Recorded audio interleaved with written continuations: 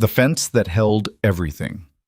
The fence was falling, and with it, everything Caleb Rourke had left in this world. 3 years of drought had turned his valley into a graveyard of dust and broken dreams. The land barons were coming, tomorrow, maybe tonight, to take what little remained. He had one night to repair the fence, one night to hold the line between survival and surrender. Then two women appeared in the dying light, identical faces carrying opposite storms. He didn't know it yet, but they would force him to choose between the man he'd become and the man he'd buried. Welcome to a story of survival, loyalty, and the courage to stand when the whole world wants you to fall. If you stay until the end, you'll witness a stand that changes everything. Hit that like button and comment your city below. Let's see how far this story travels tonight. The sun was dying angry. Caleb Rourke had seen 1,000 sunsets over this valley, but tonight's felt personal, like the sky itself was holding a grudge.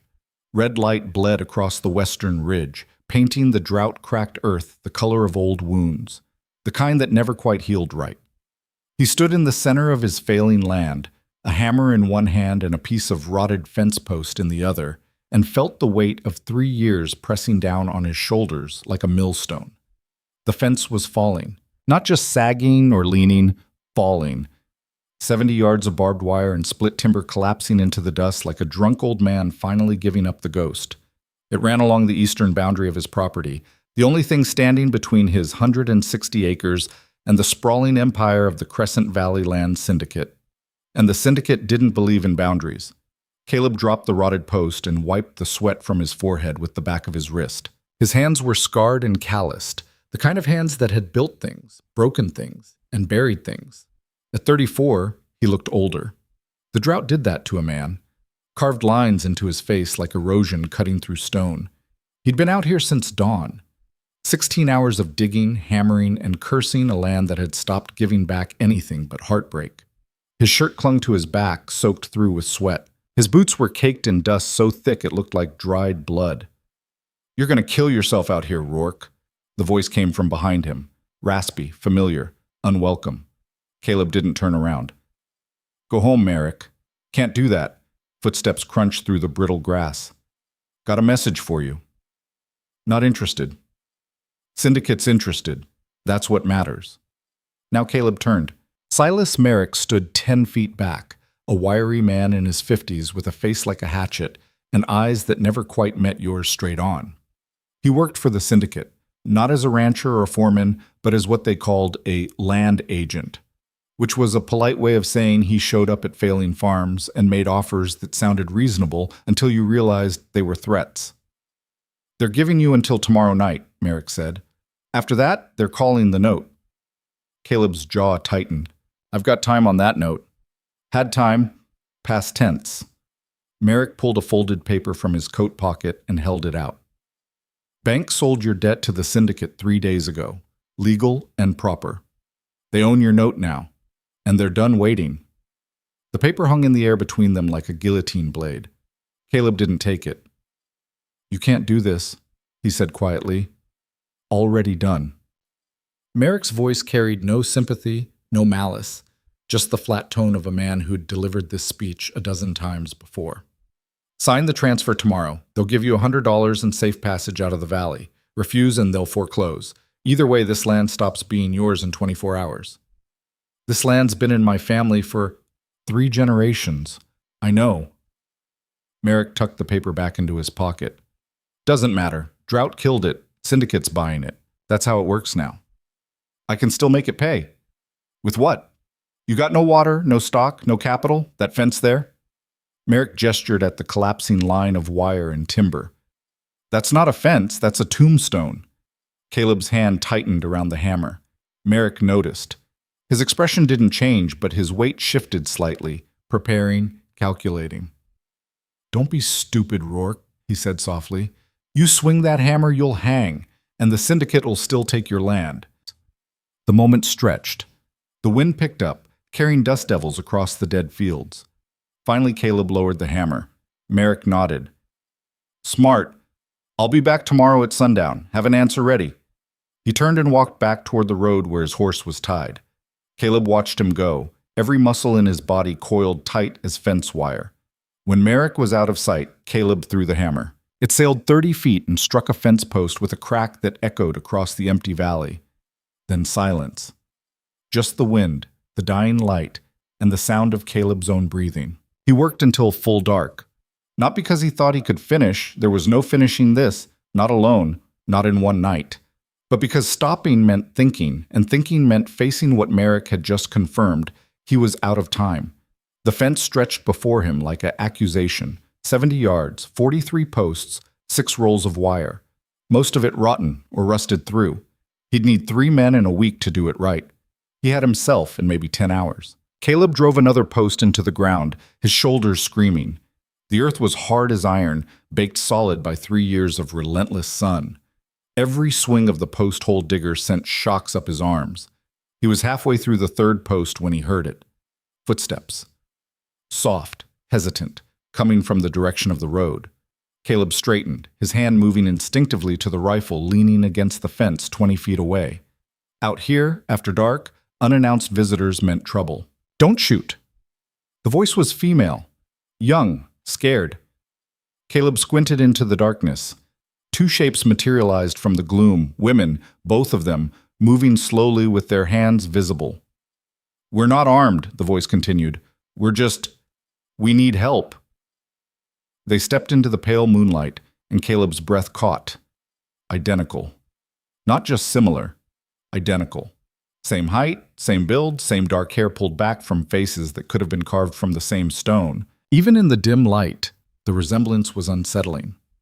Twins. They stopped 15 feet away, close enough for Caleb to see the exhaustion in their faces, the dust caked on their clothes, the way they both carried themselves like people who'd been walking a long time. "We saw your light," one of them said, the one on the left. Her voice was softer than her sister's, almost apologetic. "We've been walking since yesterday. We need—" "Water," the other one interrupted. Her voice was harder, more direct. "And shelter for the night. We can work for it." Caleb looked between them. Up close, he could see the differences. Small things, details. The one on the left had a gentler face, eyes that still held something like hope. The one on the right stood straighter, shoulders squared, jaw set like she was ready for a fight. "Where are you coming from?" Caleb asked. "North Settlement," the harder one said. 3 days' walk. "That settlement burned out 2 months ago." "We know. We stayed after, tried to make it work." Her eyes flicked to the collapsing fence, then back to Caleb. "Didn't." There was a story there. Caleb could see it in the way they stood, the careful distance they kept from each other despite being sisters. Something had happened in that settlement, something that had driven them out into the valley with nothing but the clothes on their backs. Not his problem. "Can't help you," Caleb said. "Move on." He turned back to the fence. "Please," the soft-voiced one. Caleb didn't turn around. "We won't be trouble," she continued. "Just one night. We'll leave at first light." Said I can't help. Can't or won't? The harder one. Caleb gritted his teeth. Both. "Now move along before—" "Before what?" The hard-voiced sister stepped forward. "Before you call the law? Out here? There is no law. There's just people trying to survive and people trying to take what they got left. So which are you?" Caleb turned slowly. "You got a mouth on you. And you got a fence falling down, and about 10 hours to fix it before whoever's pushing you out comes to finish the job." She crossed her arms. "I can see desperation from a mile off. You're drowning, so are we. Difference is, we're honest about it." Silence. The soft-voiced sister put a hand on her twin's arm. "Sarah, don't what? Don't tell the truth?" Sarah shook her off, eyes fixed on Caleb. "Look at him, Lena. He's one bad night from losing everything. Same as us." Lena, the gentle one, looked at Caleb with something close to pity. "We don't mean to intrude, we're tired, and we've got nowhere else to go." Caleb studied them both. Sarah, all edges and defiance. Lena, soft-spoken but standing her ground. Sisters, identical in body but opposite in every other way. He should send them away. He had enough problems without adding 2 desperate women to the pile. But something in Lena's eyes stopped him. Not pity, he'd have hated that. Something else.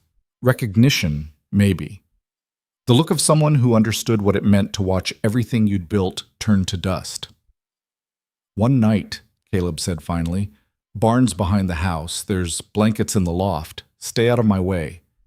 Lena's face softened with relief. Thank you, don't thank me, just stay out of sight. Caleb picked up the post-hole digger.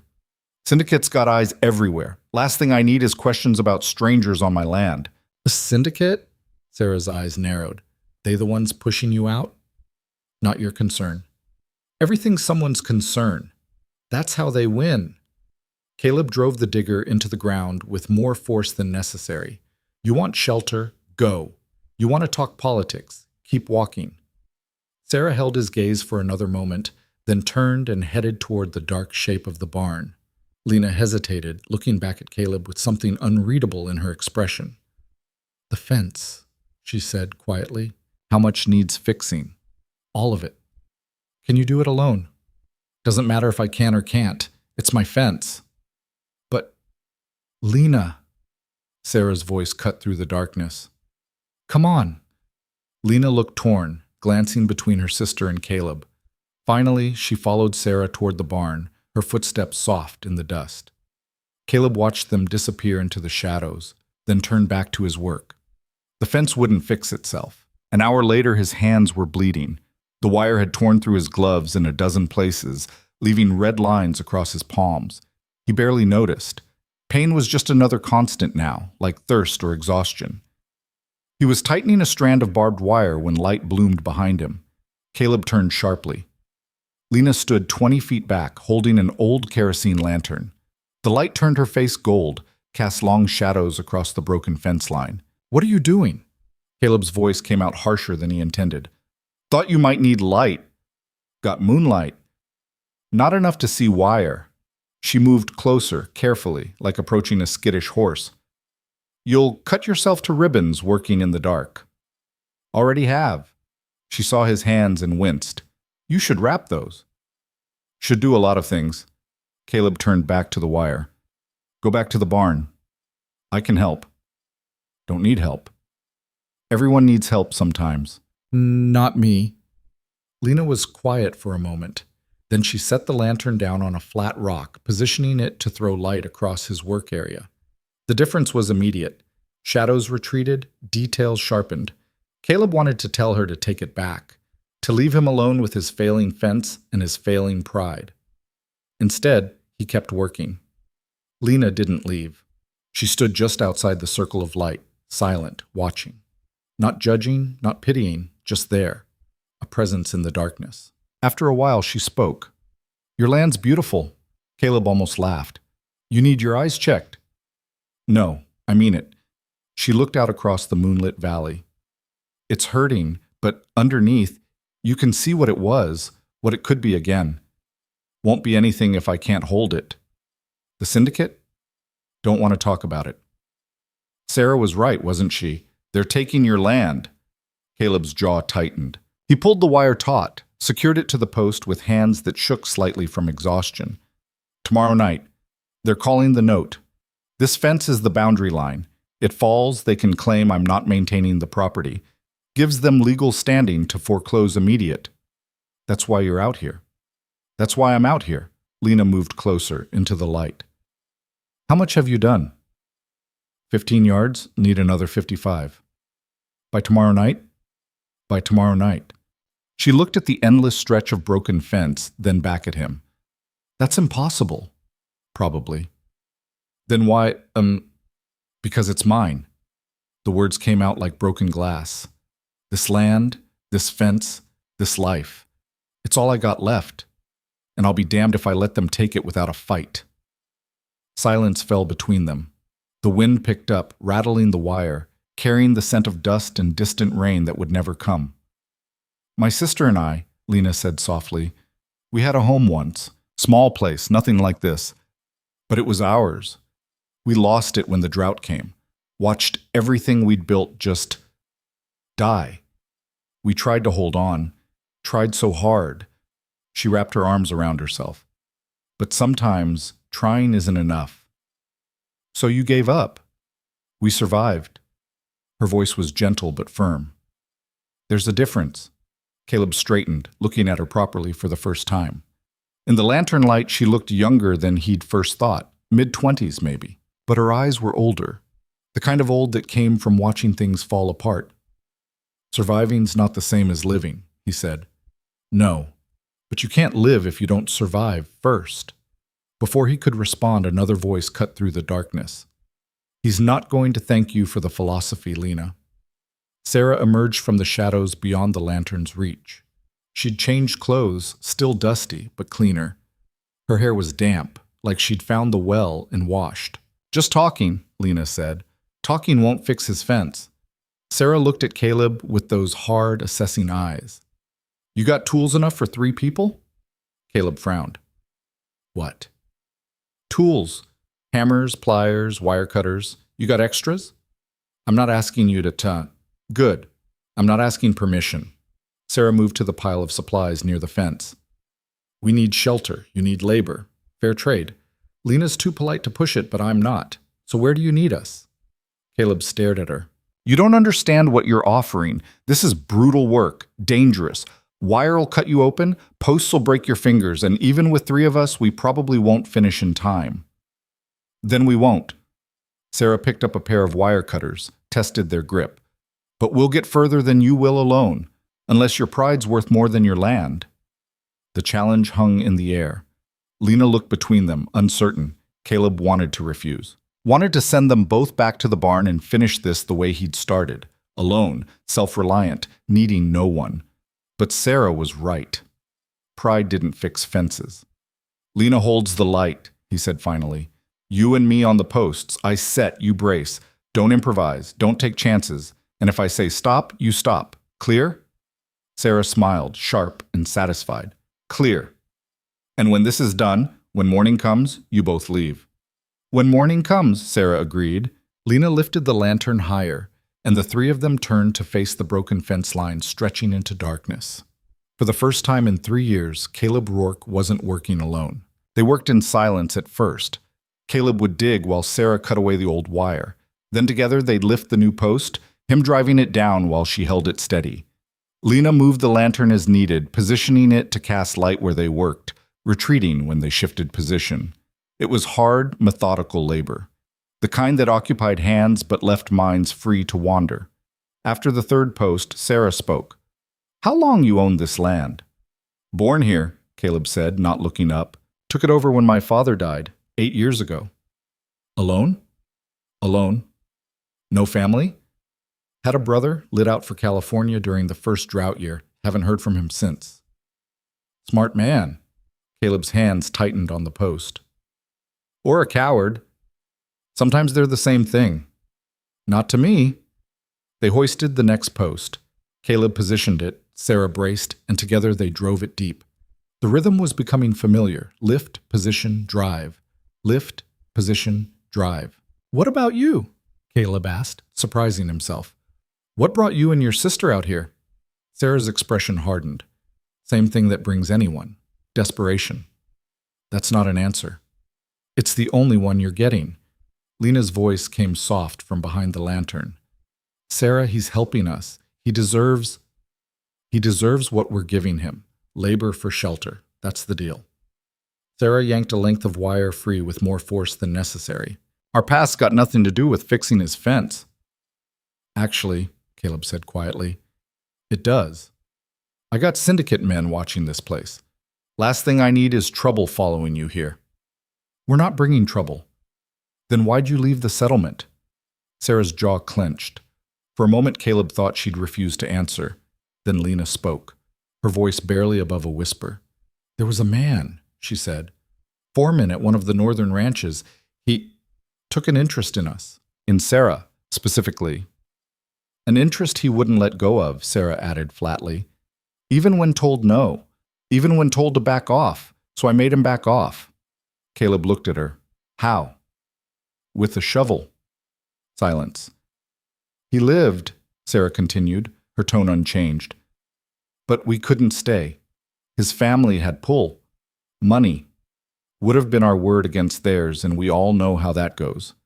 Caleb nodded slowly. He'd seen it before. Men with power taking what they wanted, consequences falling on those who couldn't fight back. The drought had made it worse, desperation turning some people into predators. "He follow you?" Caleb asked. 3 days walk in summer heat? Doubt it. He'll lick his wounds and find easier prey. Sarah met Caleb's eyes. "We're not your problem. We'll work tonight, leave tomorrow, and you'll never see us again." "Unless the syndicate takes this land," Lena said softly, "then we'll all be in the same situation." Caleb drove another post, the impact jarring his shoulders. "Syndicate takes this land, I won't be in any situation. I'll be dead or gone." "Dead?" Lena's voice carried alarm. "Figure of speech." But even as he said it, Caleb wasn't sure it was. The thought had crossed his mind more than once these past weeks, that some men weren't built to keep going once everything they'd tied their life to was stripped away. "You can't think like that," Lena said. "Can think however I want." "But, Lena," Sarah's voice cut sharp. "Leave it." "No, he's talking like a man who's already quit."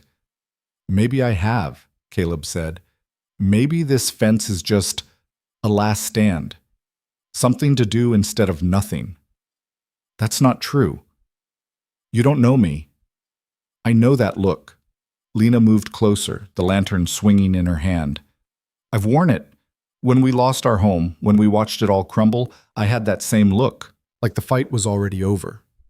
"And?" Caleb challenged. "And Sarah wouldn't let me quit. She dragged me out when I wanted to stay, made me keep walking when I wanted to lie down. She saved my life." Sarah shifted uncomfortably. "Lena, it's true. And now you're doing the same thing for him. Both of us are." Lena looked at Caleb with fierce determination in her gentle eyes. "This fence isn't a last stand. It's a first one. The moment you decide whether you're going to let them win or make them fight for every inch." Caleb stared at her. Something in her words hit deeper than he wanted to acknowledge. The truth that he'd been treating this like a funeral instead of a battle. "Pretty words," he said finally. "Won't change what happens tomorrow." "No, but maybe they'll change what you do about it." Before Caleb could respond, a sound cut through the night. Hoofbeats. Distant, but approaching. Multiple riders, moving fast. All three of them froze. "Syndicate?" Sarah whispered. "Maybe. Or..." Caleb's mind raced. This late, riders meant trouble. Either syndicate men checking if he was still here, or something worse. "The barn," he said quickly. "Both of you now. But now. If they see you here, there'll be questions I can't answer." Sarah grabbed Lena's arm, already moving. But Lena pulled back, looking at Caleb with worry. "What about you?" "I'll be fine. Go." The sisters ran, Sarah practically dragging Lena. The lantern went with them, plunging the fence line into moonlit darkness. Caleb stood alone, his heart hammering as the hoofbeats grew louder. 3 riders crested the rise, silhouettes against the starlit sky. They weren't syndicate. They were worse. The lead rider was a big man, heavy in the saddle, wearing a coat that had probably been expensive once. His face was shadowed by a wide-brimmed hat, but Caleb could see the glint of something metallic at his hip. Gun. The 2 men flanking him were leaner, harder-looking, ranch hands probably, the kind hired for muscle as much as work. They reined up 30 feet from where Caleb stood, their horses snorting and stamping. "Caleb Rourke?" the big man called out. "Who's asking?" "Name's Brennan. I work for the Crescent Valley Land Syndicate." He shifted in the saddle, leather creaking. "We need to talk." "Merrick already delivered your message. I've got until tomorrow night." "Plans changed." Brennan dismounted, his boots hitting the ground with a heavy thud. "Syndicate's accelerating the timeline. They want you off this land by dawn." Caleb's blood went cold. "That's not what Merrick said." "Merrick doesn't make decisions. He delivers them. I'm here to make sure you understand what happens if you don't comply." The 2 ranch hands dismounted as well, flanking Brennan. In the moonlight, Caleb could see they were both armed, revolvers on their hips, rifles on their saddles. "This is my land," Caleb said carefully. "Legal and proper. I've got papers." "Had papers. Past tense." Brennan pulled a document from inside his coat. "As of 6 hours ago, your note's been called. You're in default. This land reverts to the syndicate effective immediately." "You can't do that." "Already did. And we're not here to negotiate. You've got 2 choices. Take the $100 and walk away peaceful, or refuse and get dragged off. Either way, you're leaving. Caleb's mind raced. 6 hours ago? That meant while Merrick was giving him the 24-hour speech, the syndicate was already moving. This was never about giving him time. It was about stringing him along while they finalized the takeover. I'm not going anywhere, Caleb said. Brennan sighed like he'd expected this. Figured you'd say that. Some men don't know when they're beaten. I'm not beaten. Yeah, you are. You just don't see it yet. Brennan gestured to the collapsing fence. Look around, Rourke. This land's dead. No water, no crop, no future. You're holding on to a corpse and calling it a farm. Not your call to make. Actually, it is. I represent the legal owners of this property. You're trespassing. Brennan's voice hardened. Now you can leave on your feet, or we can make you leave. What's it going to be? The two ranch hands moved forward, hands drifting toward their guns. Caleb stood his ground. His rifle was still leaning against the fence 20 feet away. Too far to reach before they drew. If this turned violent, he'd lose. But something in him refused to back down. Maybe it was pride. Maybe it was the fact that he'd spent 3 years watching everything he loved die while men like Brennan picked the bones. Maybe he was just tired of running.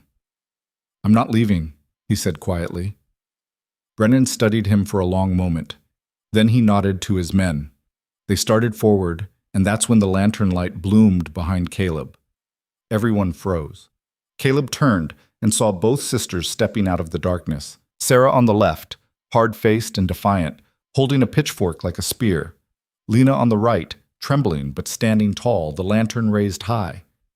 He said he's not leaving, Sarah called out, her voice carrying across the distance. So you boys best turn around and ride back to whatever hole you crawled out of. Brennan's eyes widened. Who the hell are you? Doesn't matter who we are. What matters is there's 3 of us and 3 of you, and you're on his land without permission. But Sarah took a step forward. That makes you the trespassers. One of the ranch hands laughed. Girl, you're holding a pitchfork. And you're holding a gun. Guess we'll find out which one's more useful up close. The laughter died. Brennan looked between the sisters, his expression calculating. This is none of your business. We're standing on it. That makes it our business. We're not here for trouble. Just doing our jobs. Your job is theft, Lena said, her voice shaking but clear. Dressing it up with papers doesn't change what it is. Legal seizure of, we know what it is, Sarah interrupted. And we know what you are. You're vultures, waiting for desperate men to stumble so you can pick them clean. Brennan's face darkened. You've got a smart mouth. And you've got about 10 seconds to get back on your horses before we make you. Make us? The ranch hand on the right stepped forward. Lady, you're out of your mind. Maybe. Or maybe I'm just done watching men like you take everything from people who've got nothing left to lose. Sarah shifted her grip on the pitchfork. What happens next is up to you. Silence stretched across the broken land. Caleb stood between the two groups, his heart hammering. This was insane. 2 women with no weapons worth mentioning, facing down armed men. It would end badly. But then he looked at Sarah's face, set hard as stone, at Lena's, pale but determined. They weren't backing down, and neither was he. Caleb moved, not back, not to the side, forward, toward Brennan and his men. She's right, he said quietly. You're on my land. I didn't invite you. The law says I can defend my property. The law says this land belongs to the syndicate. Then let the syndicate prove it, in court, with a judge. Caleb stopped 10 feet from Brennan. Until then, you're trespassing, and I've got witnesses who'll testify to that. Brennan's jaw clenched. He looked at his men, then at the sisters, then back at Caleb. This isn't over, he said finally. Didn't think it would be. Syndicate's not going to forget this. Good, neither will I. Brennan stared at him for another long moment, fury and calculation warring in his expression. Then he turned and walked back to his horse. Mount up, he told his men. They did, though the right-hand rider kept his eyes on Sarah the whole time. Brennan swung into his saddle and looked down at Caleb. You're making a mistake, Rourke. Could have walked away clean. Now it's going to get ugly. It was always going to get ugly, Caleb said. At least now I know where I stand. You're standing on land that's not yours anymore. Tomorrow, we'll be back. With the law, with papers, with whatever it takes. And these two? He nodded toward the sisters. They won't be enough to stop us. We'll see. Brennan wheeled his horse around and spurred it into motion. The other two followed, and within seconds they were gone, vanished into the darkness beyond the ridge. Silence fell. Caleb stood frozen, adrenaline still singing through his veins. That had been close. Too close. If Brennan had pushed it, if those men had drawn their guns... You're shaking, Lena's voice. Soft, concerned. Caleb looked down at his hands. She was right. They were trembling. Adrenaline, he said. Stupidity, Sarah corrected, but there was no heat in it. You walked right at them. That was either brave or suicidal. Probably both. Lena set the lantern down and moved closer. Are you hurt? No, Caleb trailed off, looking at both of them. What were you thinking? Coming out here like that? Same thing you were, Sarah said. That running only works until it doesn't. They had guns. So? We had surprise and numbers, and she gestured at the fence. Desperation, that counts for something. Could have gotten you killed. Could have, didn't. Sarah shouldered the pitchfork. Besides, you helped us. Fair's fair. Caleb shook his head, still trying to process what had just happened. Two women he'd met 3 hours ago had just stood between him and armed men. Not because they owed him, not because it was smart, because it was right. Why? He asked quietly. Why do that for a stranger? Lena looked at him with those gentle eyes. Because you're not a stranger anymore. You're someone fighting to keep what's his. And if we don't stand up for people like that, who will? Sarah nodded. Besides, we meant what we said. We're tired of watching vultures win. Caleb felt something loosen in his chest, some knot of isolation he'd carried so long he'd forgotten it was there. Thank you, he said. Don't thank us yet, Sarah replied. They'll be back. Tomorrow, like Brennan said. Probably with more men. I know. So what's the plan? Caleb looked at the fence, still broken, still unfinished. Then at the two women standing in the lantern light, both exhausted, both ready to keep fighting. He'd spent 3 years alone. 3 years pushing everyone away, insisting he didn't need help, that he could survive on his own terms. But standing here now, he realized something. Maybe surviving alone wasn't the same as living. We finished the fence, he said finally. All of it, before dawn. If they're coming back, I want this boundary marked clear and legal, then... He paused. Then we see what happens. That's not much of a plan, Sarah observed. Got a better one? She considered, then shook her head. No, guess we don't. Lena picked up the lantern again. Then we'd better get started. The three of them turned back to the broken fence line stretching into darkness. Somewhere in the distance, thunder rumbled, dry thunder, the kind that promised rain but never delivered. Caleb lifted another post and the sisters moved to help him. Together, they drove it deep into the unyielding earth. And for the first time in longer than he could remember, Caleb Rourke didn't feel quite so alone. End Part 1. They worked through the darkest hours like people possessed. Post after post, wire after wire, the fence began to take shape. Not beautiful, not perfect, but standing. That was all that mattered. Each section they completed felt like a small victory against the weight of impossible odds. Caleb's hands had stopped bleeding, mostly because they'd gone numb. He could feel blisters forming beneath the torn skin, layers of damage stacking like sediment. But he didn't slow down, couldn't afford to.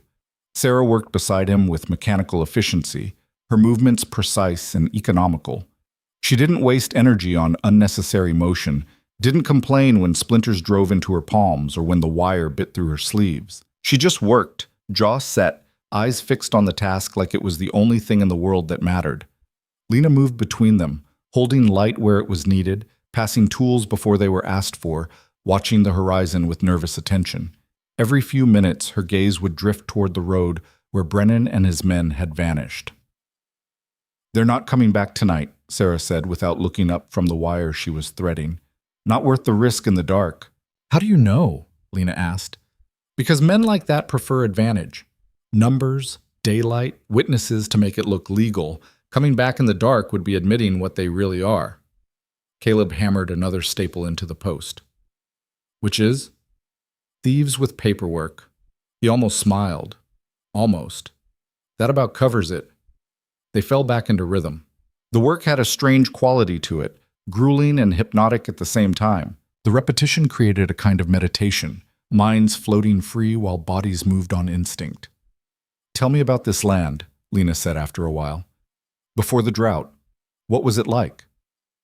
Caleb paused, caught off guard by the question. No one had asked him that in years. Most people only saw what it was now, broken, dying, worthless. They'd forgotten what it had been.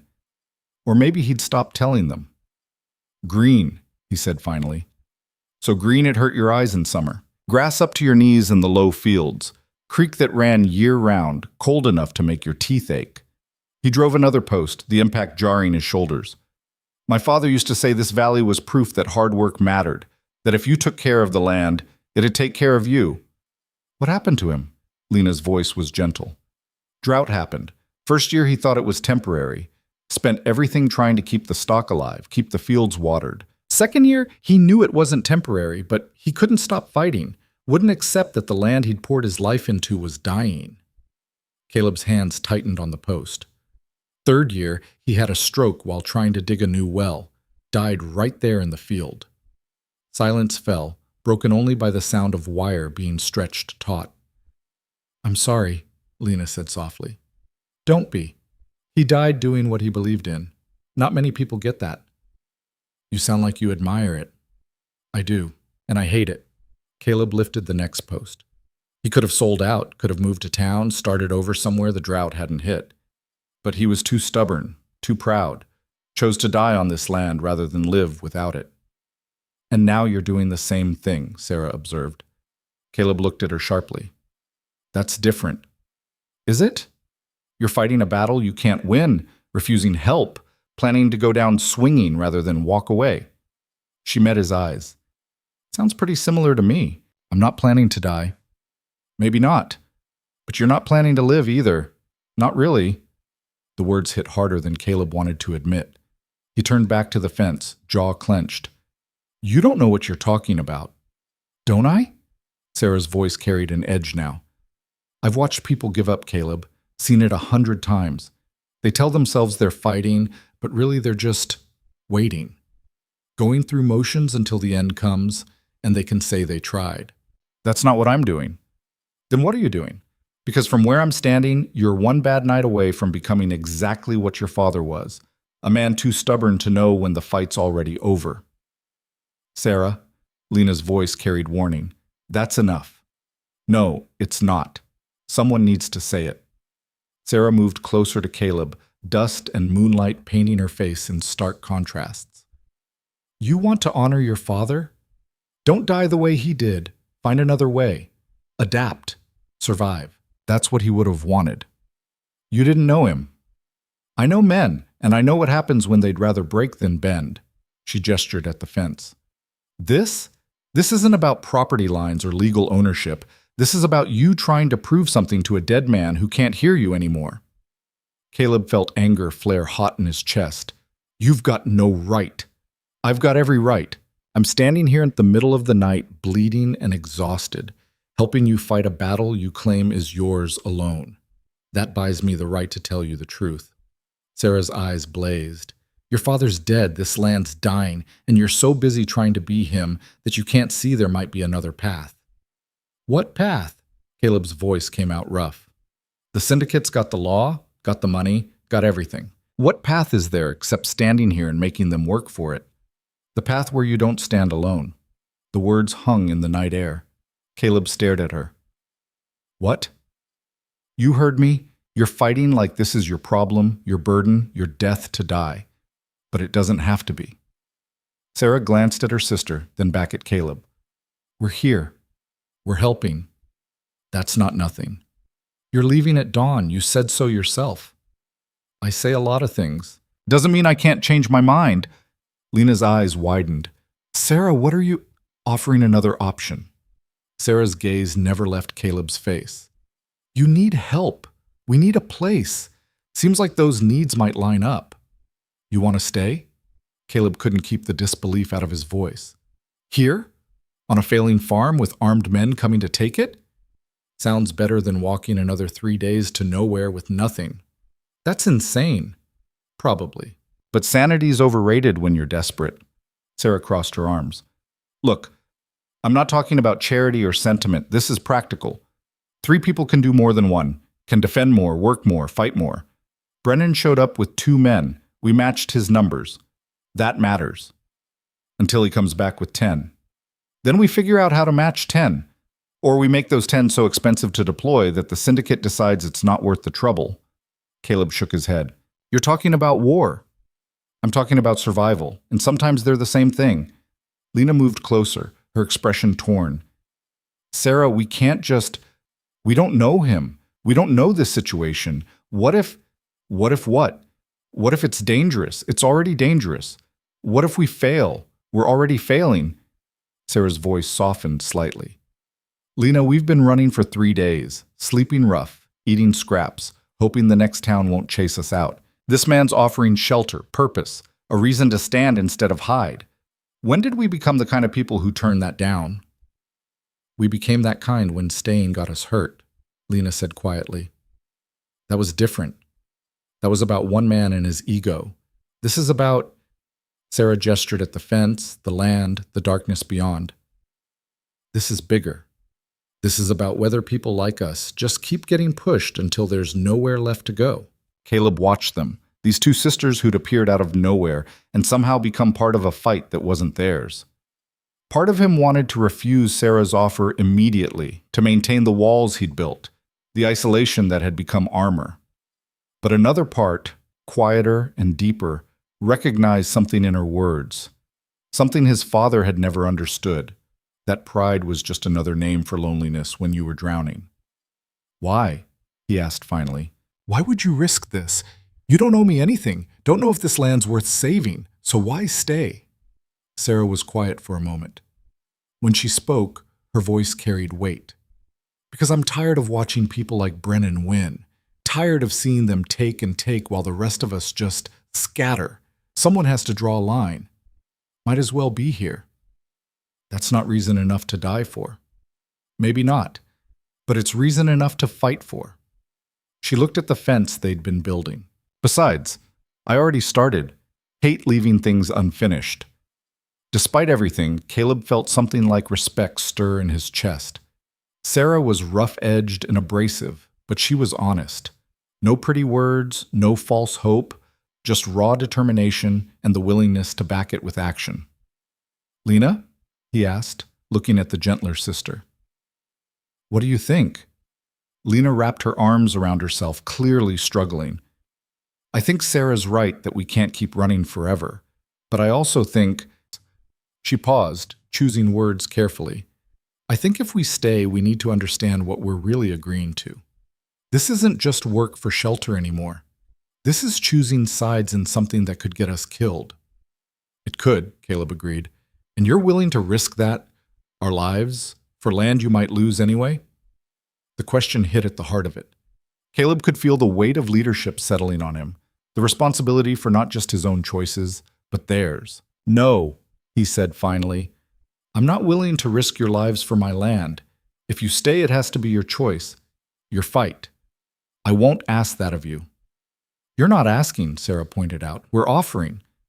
The distinction matters. Does it? End result's the same, like... Not to me. Caleb met both their eyes. If you stay, I need you to understand what you're walking into. The syndicate's not going to stop. Brennan was just the first move. They'll come with lawyers, with law enforcement, with whatever it takes to make this legal and permanent. And I can't promise I can stop them. Can't promise you can't either, Sarah said. No, but the odds aren't good. Odds are never good for people like us. We're used to it. Lena bit her lip, looking between them. Finally, she spoke. If we do this, if we stay, we do it together. All 3 of us. No one takes risks alone. No one makes decisions alone. We're a unit, or we're nothing. A unit. Caleb raised an eyebrow. Partners, Lena clarified. Equals. You need to hear us, and we need to hear you. That's the only way this works. Sarah nodded agreement. She's right. This can't be your fight with us as hired hands. If we're risking our lives, we get a say in how. Caleb considered that. Partnership. Equality. Concepts he'd never really entertained. Not in 3 years of working this land alone, making every decision himself, answering to no one. But maybe that was the problem. All right, he said slowly. Partners. But that means sharing everything, work, risk, decisions. Can't have one of you pulling back when things get hard. I don't pull back, Sarah said flatly. And I don't run, Lena added, softer but firm. Not anymore. Caleb looked at them both. These two women who'd walked into his life hours ago and somehow become something he hadn't had in years. Allies. Maybe even something more. Then we finished the fence, he said. Together. They turned back to the work, but something had shifted. The rhythm was different now. Not three individuals working parallel, but a unit moving in concert. When Caleb lifted a post, both sisters moved to help without being asked. When Sarah needed wire cut, Lena was already there with cutters. When they needed light repositioned, Caleb adjusted it before Lena had to ask. The fence rose section by section, and with it, something else. Something neither of them named, but all three felt. Hope. The fragile, dangerous kind that could get you killed if you held it too tight. By the time the eastern sky began to pale, they'd completed 40 yards. Caleb straightened, his back screaming protest. 40 yards. It was progress, real, tangible progress. But they still had 30 yards to go, and dawn was maybe 2 hours away. We're not going to make it, Lena said quietly, voicing what they all knew. Not at this pace, Sarah agreed. She looked at the remaining work, calculating. Even if we push through exhaustion, skip breaks, we're short. Caleb wiped sweat from his forehead despite the cool pre-dawn air. She was right. They'd worked through the night without stopping, and it still wasn't enough. Then we make what we've got count, he said. Finish the eastern boundary where it meets the road. That's the section Brennan'll check first. If it looks complete from there, might buy us time to finish the rest. Deception, Sarah said. I like it. Not deception, strategy. Same thing, prettier word. They gathered their tools and moved to the road-facing section. The light was growing stronger now, gray and cold, painting the valley in shades of ash and iron. Somewhere in the distance, a crow called out, harsh and mocking. As they worked, Caleb's mind turned to what came next. Brennan would return, that was certain. The only question was when and with how many men. We should prepare, he said, driving a staple into weathered wood. For when they come back. What kind of preparation? Lena asked. Legal first. I've got the deed locked in the house. Original purchase documents, tax records, everything proving ownership. We make copies, get them witnessed in town if there's time. And if there's no time? Sarah's tone suggested she already knew the answer. Then we make the original so visible they can't claim ignorance. Post it on the fence, maybe. Make Brennan tear it down in front of witnesses if he wants it gone. Smart. What else? Caleb hesitated. What he was about to suggest crossed a line, from defending property to preparing for violence. But Brennan's visit had made one thing clear. This wasn't going to stay civil. We arm ourselves, he said quietly. I've got the rifle. There's a shotgun in the house, old but functional, and, he paused, there's other things. Tools that can be weapons, if it comes to that. Lena's face paled. You think it will? Come to that? I think Brennan's already shown he's willing to threaten force. We'd be fools not to prepare for him following through. I can shoot, Sarah said matter-of-factly. Not expert, but good enough. Give me the shotgun and I won't waste shells. Sarah, Lena's voice carried alarm. What? You think they're coming back for a friendly conversation? They're coming to take what they want. We need to show them it'll cost more than they're willing to pay. That's not... We can't just... Lena struggled for words. There has to be another way. If there is, I'm open to suggestions. Lena looked at Caleb, searching his face. You really think violence is inevitable? He wanted to lie. Wanted to tell her they could resolve this peacefully, that reason and law would prevail.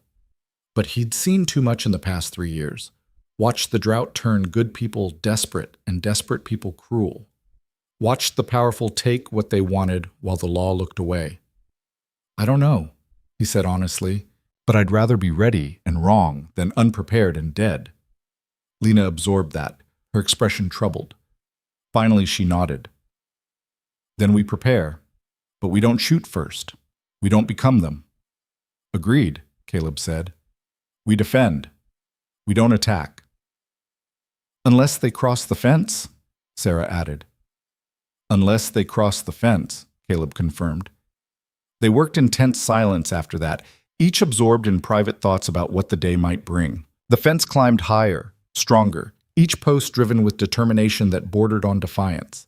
By the time true dawn broke, gold and crimson bleeding across the eastern sky, they'd completed the road-facing section. Caleb stood back, studying their work. It wasn't pretty. The posts were mismatched, the wire tension uneven in places, the whole thing clearly built in desperate haste.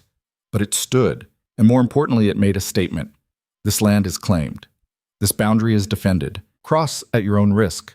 It'll do, Sarah said, echoing his thoughts. For now, Caleb agreed. Still need to finish the back sections, but... He stopped. In the growing light, a plume of dust was visible on the road, moving toward them, fast.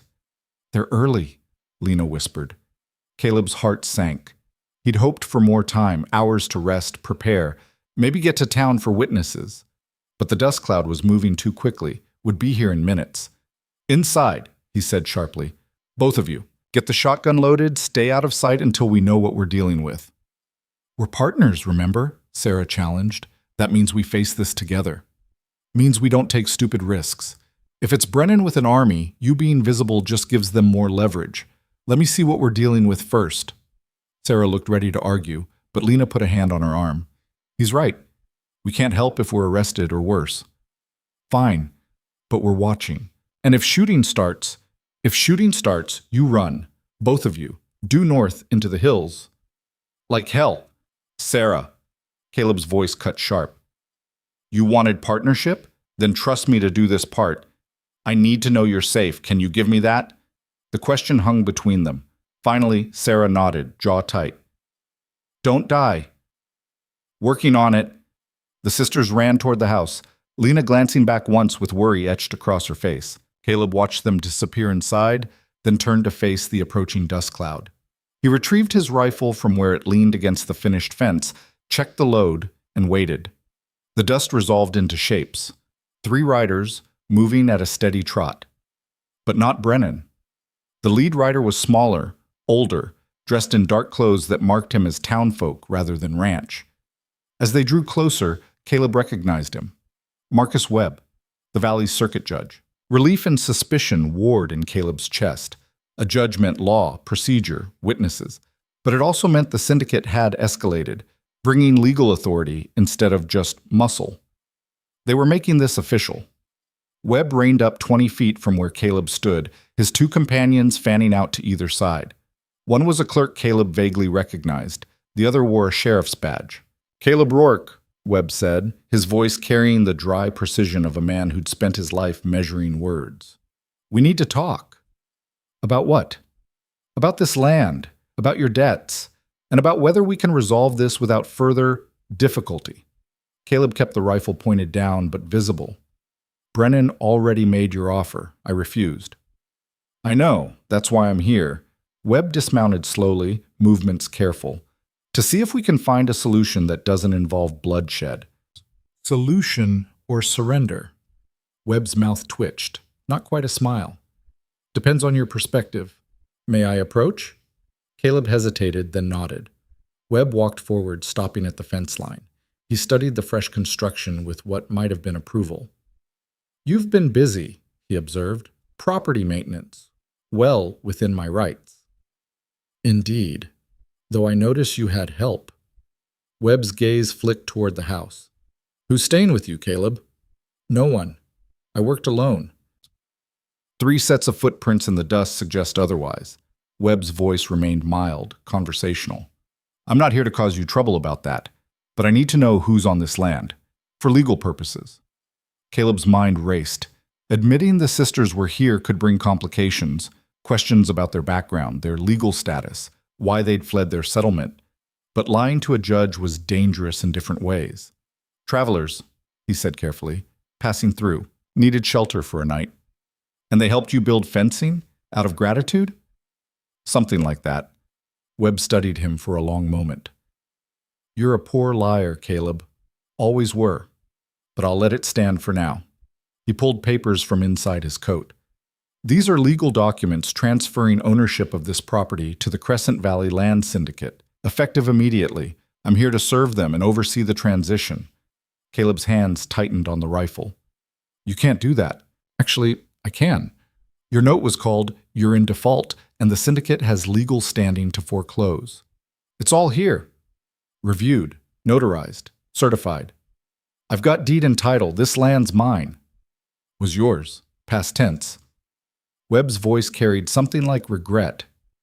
I know this is hard, Caleb, but the law's clear. You can't pay your debts. The land goes to your creditors. That's how it works. That's how theft works when you dress it up nice. Maybe, but it's legal theft, which means it stands. The sheriff moved his horse closer, hand resting on his gun belt. A clear message. Don't make this harder than it has to be. Caleb felt the moment crystallizing. He could fight, raise the rifle, refuse to accept the papers, force them to take the land by violence. It would be a stand, dramatic and defiant. It would also be suicide. What happens if I don't sign? He asked quietly. Then the sheriff enforces the foreclosure. You're removed from the property, by force if necessary. The land transfers anyway. And if I do sign? You get the $100 Brennan offered, safe passage out of the valley, a chance to start over somewhere else. Start over with nothing. Better than ending with nothing, which is where you're headed either way. Caleb looked at the fence they'd built through the night, at the land his father had died defending, at the house where 3 generations of Rourkes had lived, loved, and finally lost everything. Webb was right. The law was clear, the debt was real. Fighting it meant dying for pride, not principle. But surrendering meant letting them win. I need time, Caleb said, to think, You've got until noon. Webb's voice was firm, but not unkind. After that, the sheriff executes the order. I'm sorry, Caleb, but that's all I can give you. He turned and walked back to his horse. The 3 men mounted up and rode a short distance away, close enough to watch, far enough to give the illusion of privacy. Caleb stood alone at the fence, the rifle heavy in his hands. The house door opened. Sarah and Lena emerged, moving toward him with careful steps. We heard, Lena said softly when they reached him. How much of it? Enough. Sarah's face was hard. They're giving you until noon to surrender. Yeah. What are you going to do? Caleb looked at them both. These 2 women who'd chosen to stand with him, who'd risked themselves for a fight that wasn't theirs. What was he going to do?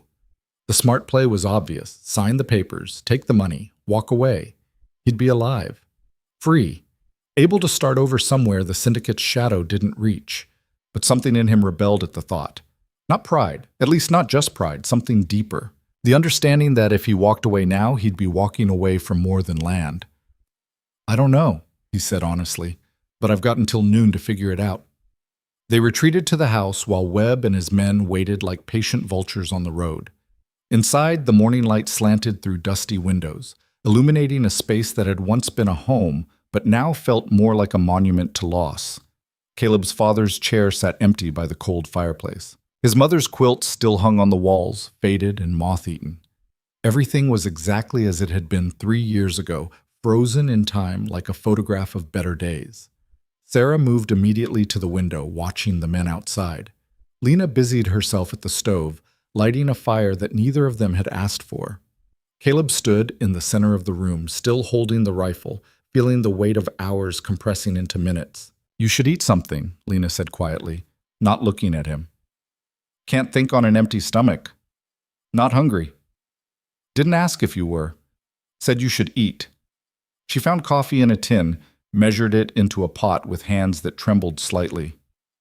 We all should. Whatever happens next, we'll need our strength. Caleb wanted to argue but couldn't find the energy. He leaned the rifle against the wall and sank into his father's chair. The leather was cracked and worn, molded to a different man's shape, but it held him anyway. Sarah turned from the window. How much time? Caleb pulled out his father's old pocket watch. 4 hours. maybe less. And you still don't know what you're doing. If I did, I wouldn't be sitting here. Fair enough. Sarah crossed to the table, pulled out a chair, and sat backwards on it, arms folded across the back. So let's talk it through, logically. There's nothing logical about this. There's always logic. Sometimes it just leads to bad conclusions. She leaned forward. Option 1. You sign the papers. What happens? Caleb's jaw tightened. I lose everything, take their blood money and walk away. You lose the land, Sarah corrected. Not everything. You'd still have your life, your health, your freedom. That's not nothing. Might as well be. Spoken like a man who's never really lost everything. Sarah's voice carried an edge. I have. Lena has. And I can tell you, being alive to start over beats being dead and right. Lena brought coffee to the table, 3 chipped mugs steaming in the cool morning air. She set them down carefully, then took the 3rd chair. But starting over means leaving, and leaving means they win. So, Sarah challenged, let them win. The land's not worth dying for. Maybe not to you, Caleb said, but my father's buried on that hill. My mother's beside him. 3 generations of work, of belief that this place mattered. He trailed off, staring into the black coffee. Just walking away from that feels like betraying everything they built. They're dead, Caleb. They don't care anymore. I care. Then you're carrying their ghosts instead of living your own life. The words stung because they were true. Caleb had been haunted for 3 years by his father's expectations, his mother's sacrifices, his brother's abandonment. He'd worn their history like chains, letting it define every choice, every refusal to adapt. Option 2, Sarah continued relentlessly. You refuse to sign. What happens? The sheriff enforces the foreclosure. I get dragged off at gunpoint. And we stand with you, Lena added quietly, like we did last night. No. Caleb's voice was sharp. You don't. If it comes to violence, you both run. That's non-negotiable. Partners, remember? Sarah's eyes flashed. We don't run while you bleed. You will if I order it. You don't get to order us. That's not how partnership works. Then partnership ends here. Caleb stood abruptly, chair scraping against worn floorboards. I won't have your deaths on my conscience. I won't. Won't what? Sarah stood too, matching his intensity. Won't let anyone help you? Won't accept that maybe, just maybe, you're not strong enough to do this alone? That's not nobility, Caleb. That's cowardice dressed up as sacrifice. You want to call me a coward? Fine. But I'm not letting you die for land that's already lost. Who says it's lost? Everyone.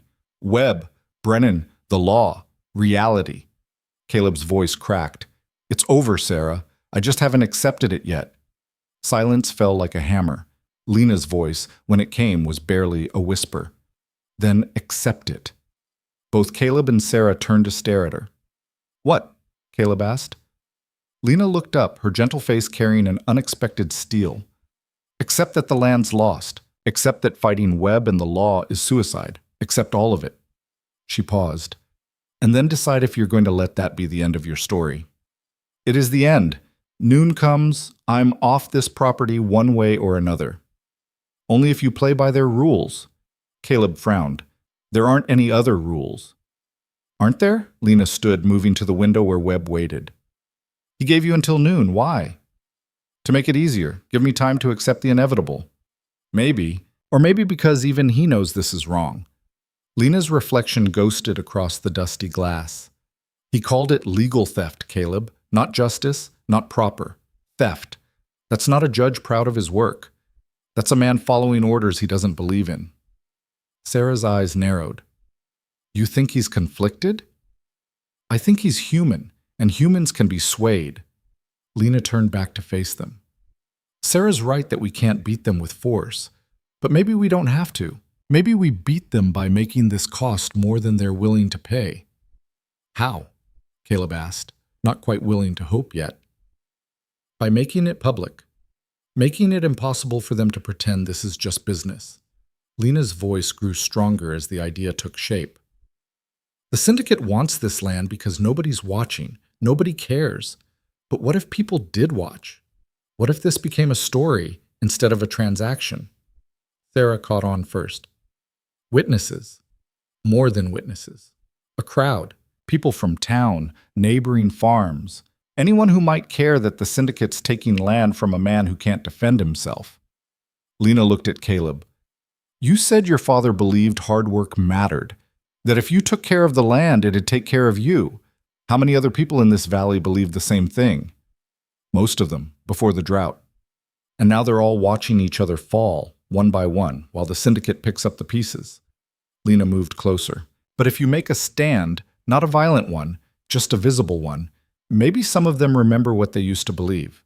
Maybe enough of them show up that Webb can't ignore it. Caleb wanted to believe her, but he'd seen too much of human nature under pressure. People are scared, desperate. They won't risk syndicate retaliation for a stranger's land. You're not a stranger. You're one of them, a son of this valley. Lena's eyes held his. And more than that, you're a test case. If the syndicate can take your land this easily, everyone else knows they're next. That's not abstract. That's immediate threat. She's right, Sarah said slowly. Brennan's already shown they're aggressive, pushing timelines, using intimidation. Other landowners are watching, wondering when their turn comes. So we give them a reason to care, Lena continued. We ride into town. We tell everyone what's happening. We invite them to come witness. Not to fight, just to stand. To be seen. To make Webb execute this foreclosure in front of an audience. And you think that'll stop him? I think it'll make him hesitate. Maybe long enough for someone to ask uncomfortable questions. For a lawyer to notice irregularities. For public pressure to force the syndicate to prove their case instead of just asserting it. Caleb looked between them. Sarah calculating odds. Lena burning with quiet conviction. It was a long shot. More than long shot. It was desperation wearing the mask of strategy, but it was also the only option that didn't end with surrender or death. 4 hours, he said. Town's an hour away. That gives us maybe 2 hours to gather people, convince them to come back here, get them in position before noon. If we leave now, Sarah agreed. All three of us? Lena asked. Caleb hesitated. The smart play was to leave someone here, maintain possession, keep Webb from claiming abandonment. But he also knew the reality. If Webb wanted to take the land by force, one person couldn't stop him, and he wasn't splitting up. Not now. All three of us, he confirmed. We tell Webb we're going to town for legal counsel. That's within our rights. He can't stop us. And if he tries? Then we make that part of the story too. Sarah smiled, sharp and fierce. Now you're thinking like someone who wants to win. They moved quickly after that. Caleb retrieved the deed and title documents from the lockbox under his parents' bed, wrapped them in oilcloth. Lena packed what little food they had. Dried meat, hard bread, a canteen of water. Sarah checked the shotgun, then reluctantly left it behind. Showing up in town armed would send the wrong message. They walked out together into morning light that felt different now. Not the beginning of an ending, but maybe, possibly, the start of something else. Webb watched them approach, his expression unreadable. The clerk and sheriff flanked him, waiting. Going somewhere? Webb asked mildly. Town, Caleb said. Getting legal counsel before I sign anything. You have 3 hours. Then we'll be back in 2.5. Webb studied them, Caleb defiant, the sisters flanking him like guards. Something shifted in the judge's expression. Not approval, exactly, but perhaps a flicker of respect. Legal counsel's your right, he said finally. But understand this, Caleb. No lawyer in this valley will touch a case against the syndicate. They own the banks, the businesses, half the politicians. You're wasting time you don't have. Maybe. But it's my time to waste. Just make sure you're back by noon.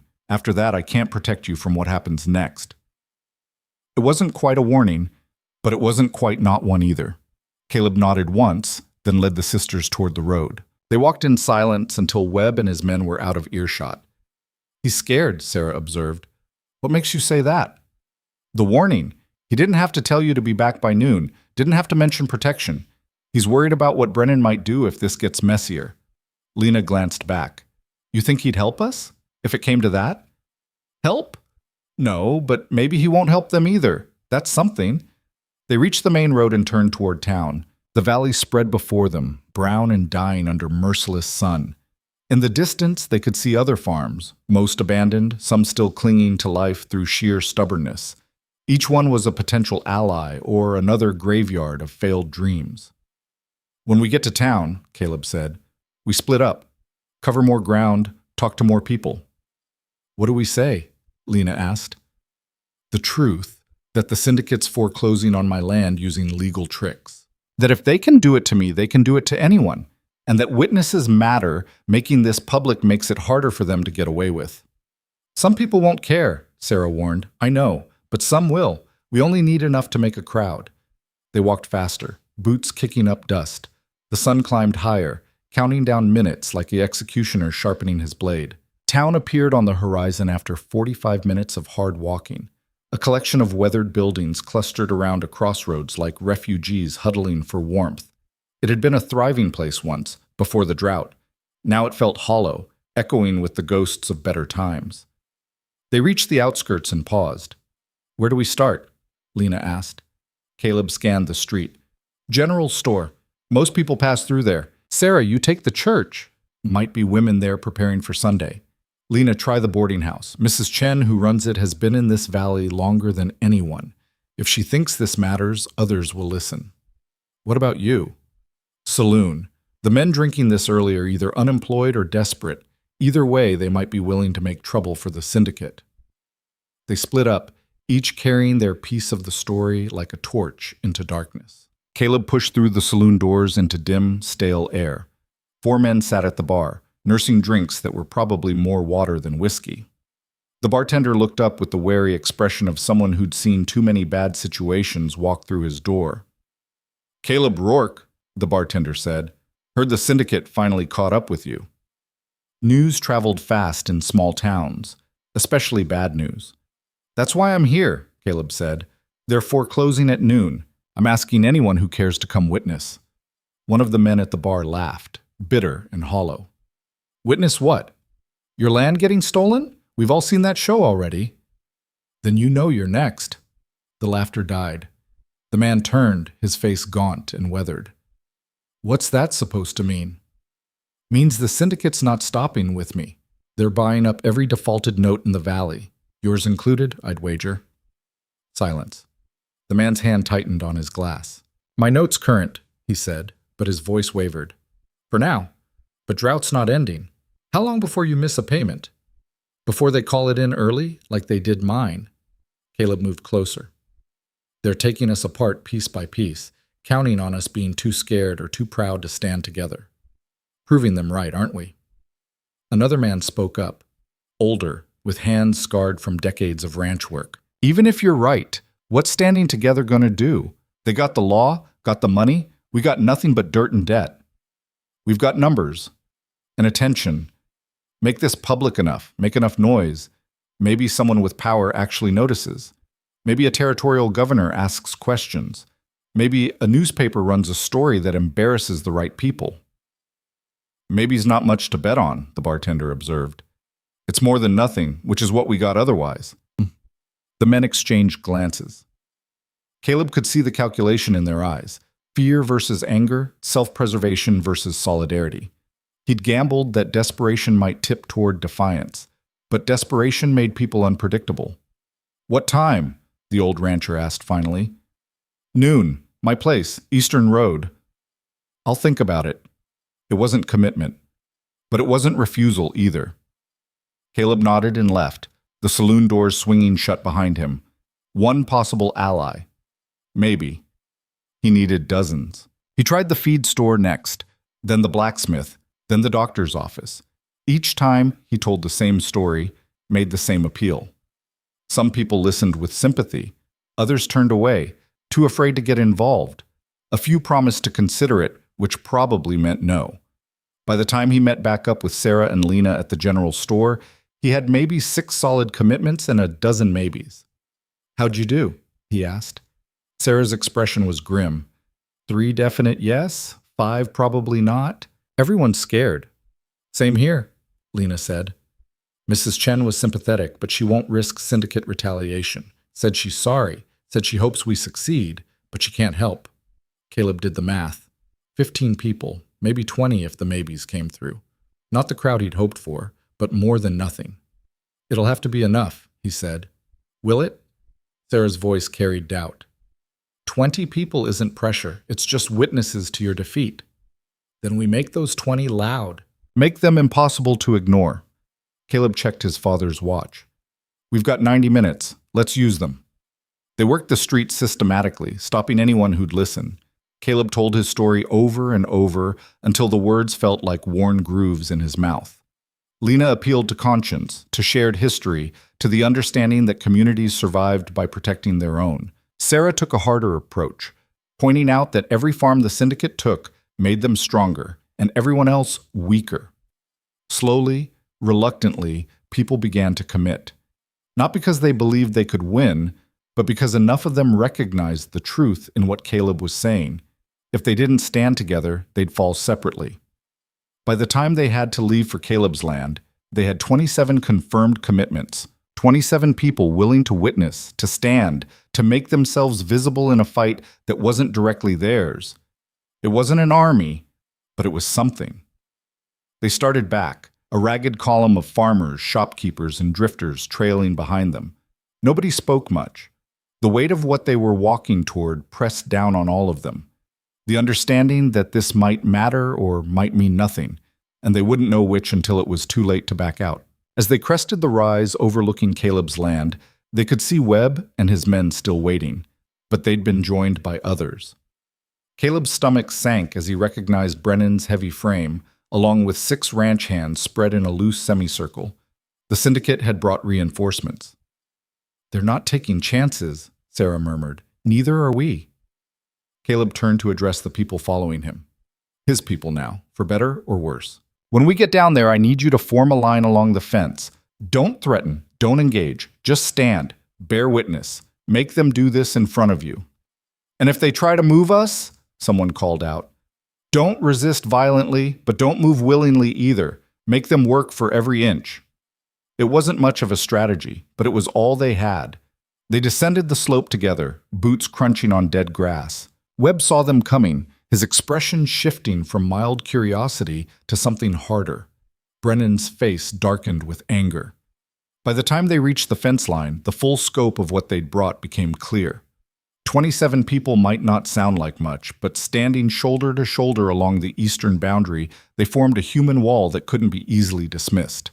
Webb dismounted, approaching Caleb with careful steps. "What's this?" "Witnesses," Caleb said. "Citizens of this valley exercising their right to observe legal proceedings. This isn't a public matter. Foreclosure that sets precedent for every landowner in the territory seems pretty public to me." Brennan pushed forward, his face flushed. "You think this changes anything? This is still legal seizure. These people can watch all they want. Won't stop what's coming." "Then you won't mind them being here," Sarah said coolly. "I mind you being here," Brennan shot back, his eyes fixed on her with recognition. "You're the one who assaulted my man last night. Your man threatened legal process with armed force. I stood my ground. There's a difference. You pulled a weapon on a syndicate representative. A pitchfork's a farming implement, not a weapon, though I suppose that depends on how you use it." Brennan's hand moved toward his gun. Several of the ranch hands shifted, creating a threat without drawing. The crowd behind Caleb stirred, nervous energy rippling through them. This was the moment. The edge where talk ended and violence began. Webb stepped between them, his voice sharp with authority. "Everyone stand down, now!" Brennan glared at him. "These people are interfering with... These people are witnessing. That's legal. You want to challenge their right to be here? File a complaint. But right now, we're proceeding as planned." Webb turned to Caleb. "You've got your audience. Does that change your answer?" Caleb looked at the papers Webb held, the transfer documents that would end 3 generations of Rourke ownership with a signature. Then he looked at the people standing with him. Farmers who'd bet their afternoon on principle. Shopkeepers who'd closed early to be here. Strangers who'd become something more just by showing up. And he looked at Sarah and Lena, these 2 sisters who'd walked into his life and refused to walk out when things got hard. "Yeah," he said quietly. "It changes my answer." He took the papers from Webb's hands, and in front of 27 witnesses, with the morning sun climbing toward noon, Caleb Rourke tore the foreclosure documents in half. The sound of tearing paper cut through the valley like a gunshot. For a moment, nobody moved. Nobody breathed. The torn foreclosure documents fluttered in Caleb's hands, edges catching the wind, and the weight of what he'd just done settled over everyone like a physical presence. Webb's face drained of color. "Do you understand what you've just done?" "Yeah," Caleb said, his voice steady despite the hammering of his heart. "I refused an illegal seizure of my property." "That wasn't illegal. That was court-ordered, based on a note that was sold without proper notice, based on a timeline that kept changing every time I tried to comply, based on pressure and intimidation instead of due process." Caleb let the torn papers fall to the ground between them. "You want my land? Prove you're entitled to it, in open court, with a real lawyer defending me, not this backdoor theft dressed up in legal language." Brennan exploded forward. "You son of a—" Two things happened simultaneously. Sarah stepped in front of Caleb, her body a shield, and the crowd surged forward, 27 people moving as one, forming a wall of flesh and determination between Caleb and Brennan's rage. The syndicate men drew their guns. The crowd didn't have weapons, but they didn't back down either. They stood there, farmers and shopkeepers and drifters, staring down armed men with nothing but stubborn defiance and the knowledge that they were being witnessed. Webb's voice cracked like a whip. "Holster those weapons, now!" Brennan's men hesitated, looking to their boss. "I said now!" Webb's authority finally cut through. Reluctantly, the guns were lowered, but hands stayed close to holsters, ready. Webb turned on Caleb, fury and something like fear warring in his expression. "You've just committed contempt, destruction of legal documents. I can have you arrested right here." "Then do it," Caleb said quietly. "In front of all these witnesses. Arrest a man for refusing to surrender his legal property without proper representation. Let's see how that plays in the territorial papers." Webb's jaw worked. He understood the trap Caleb had built. Any action he took now would be public, documented, impossible to spin as routine legal procedure. The witnesses had changed the calculation entirely. "This isn't over," Webb said finally, his voice tight. "I'll get new documents. I'll come back with the territorial marshal if I have to. And next time there won't be a choice." "Maybe," Caleb agreed. "But next time I'll have a lawyer. And these folks will still be watching." Webb looked at the crowd, his expression unreadable. Then he turned to Brennan. "We're leaving. This isn't the time or place." "The hell it isn't?" "I said we're leaving." Webb's voice carried steel beneath the measured tones. "You want to charge in here against 24 witnesses and create an incident that brings territorial scrutiny down on the syndicate? Be my guest. But I won't be part of it." Brennan's face purpled with rage, but Webb was right and they both knew it. Violence now, in front of this many people, would raise questions the syndicate couldn't afford. "This isn't finished, Rourke," Brennan said, his voice low and venomous. "You just bought yourself time, that's all, and time runs out." "Everybody's time runs out eventually," Caleb replied. "Question is what you do with it before it does." Brennan held his gaze for another long moment, then wheeled his horse and spurred it viciously. His men followed, along with Webb's clerk and the sheriff. Webb lingered, looking at Caleb with something that might have been respect or might have been pity. "You're brave," he said quietly. "Or stupid. I honestly can't tell which. Does it matter? Probably not. Either way, you've made an enemy of powerful men. That rarely ends well. Ends worse if you spend your whole life on your knees." Webb's mouth twitched, almost a smile. "Your father said something similar, right before the drought killed him."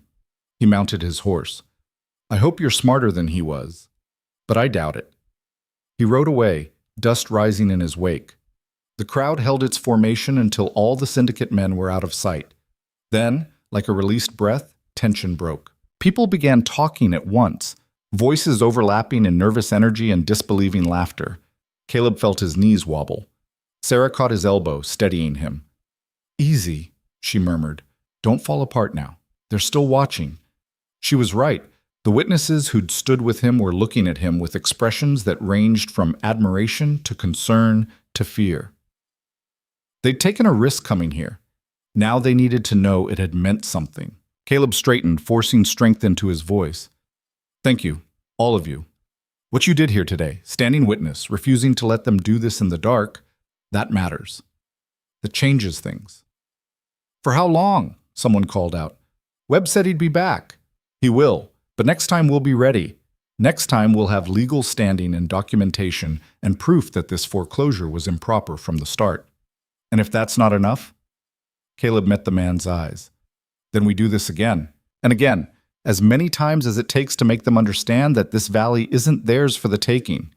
An older woman stepped forward, Mrs. Kowalski, who ran the boarding house 2 towns over. You're talking about fighting the syndicate long term. That's not a battle, son. That's a war. Maybe it is, Caleb agreed. But it's a war we're already in. We've just been fighting it alone, one farm at a time. Maybe it's time we fought it together. Murmurs rippled through the crowd, some approving, some uncertain. Lena spoke up, her voice gentle but clear. Nobody's asking you to risk everything. We're just asking you to remember what happened here today, to tell others, to make sure the syndicate knows that people are watching. And if they come for our land next, another voice asked. Then we stand with you the way you stood with us, Sarah said firmly. That's what community means. Nobody fights alone anymore. The crowd absorbed that. Slowly people began to nod. Not everyone. Fear and pragmatism kept some faces neutral. But enough. Enough to matter. They dispersed gradually, drifting back toward town in small groups. Some stopped to shake Caleb's hand, to offer quiet words of support. Others left without comment, already regretting their involvement. By the time the sun reached its zenith, only Caleb, Sarah, and Lena remained, standing beside the fence they'd built through the night. The silence felt enormous after all the noise and tension. That was insane, Lena said finally, her voice shaking with delayed reaction. Tearing up those papers, defying Webb in front of everyone. That was absolutely insane. Probably, Caleb agreed. His hands were trembling now, adrenaline draining away and leaving exhaustion in its wake. But it worked, Sarah added. They left. You're still here. The land's still yours. For now. For now's all any of us have. Sarah looked at him with something like approval. You gambled everything on a bluff. That took spine. Wasn't entirely a bluff. The foreclosure timeline was irregular. A good lawyer could argue procedural violations. You know a good lawyer? No, but Webb doesn't know that. Despite everything, Sarah laughed, sharp and genuine. You're learning. Caleb sank down against the fence post, his back screaming protest. Every muscle ached. His hands were torn and bleeding again, but he was still here, still standing, still fighting. We should get inside, Lena said, worry creeping into her voice. You need food, water, rest. All of us do. Can't rest yet. Caleb forced himself upright. We need to secure the property, document everything that happened today, write down names of witnesses while we remember them, and we need to finish the fence. The fence can wait, Sarah said. No, it can't. Brennan will be looking for any excuse to claim I'm not maintaining the property. Every section that's incomplete is ammunition for his next attempt. Then we work together, Lena said. But after we eat. You're no good to anyone if you collapse. Caleb wanted to argue, but his body was screaming for fuel and rest, and he knew she was right. 1 hour. We eat, we rest, then we finish the fence. 2 hours, Sarah countered. You need sleep or you'll be useless. Don't have time for 2 hours, Lena agreed, her gentle voice carrying unexpected firmness. This is partnership, remember? We get a say, and we say you need rest. Caleb looked between them, these 2 women who'd become something more than allies in the span of a single night and morning. Partners, like Lena said. Maybe even friends, though that word felt too small for what they'd shared. 2 hours, he conceded. But then we work until it's done. They walked to the house together, exhaustion making every step heavy. Inside, Lena rekindled the fire and found actual food. Eggs from the chickens Caleb had forgotten he still had. Bread that was only slightly stale, coffee strong enough to strip paint. They ate in silence, too tired for conversation.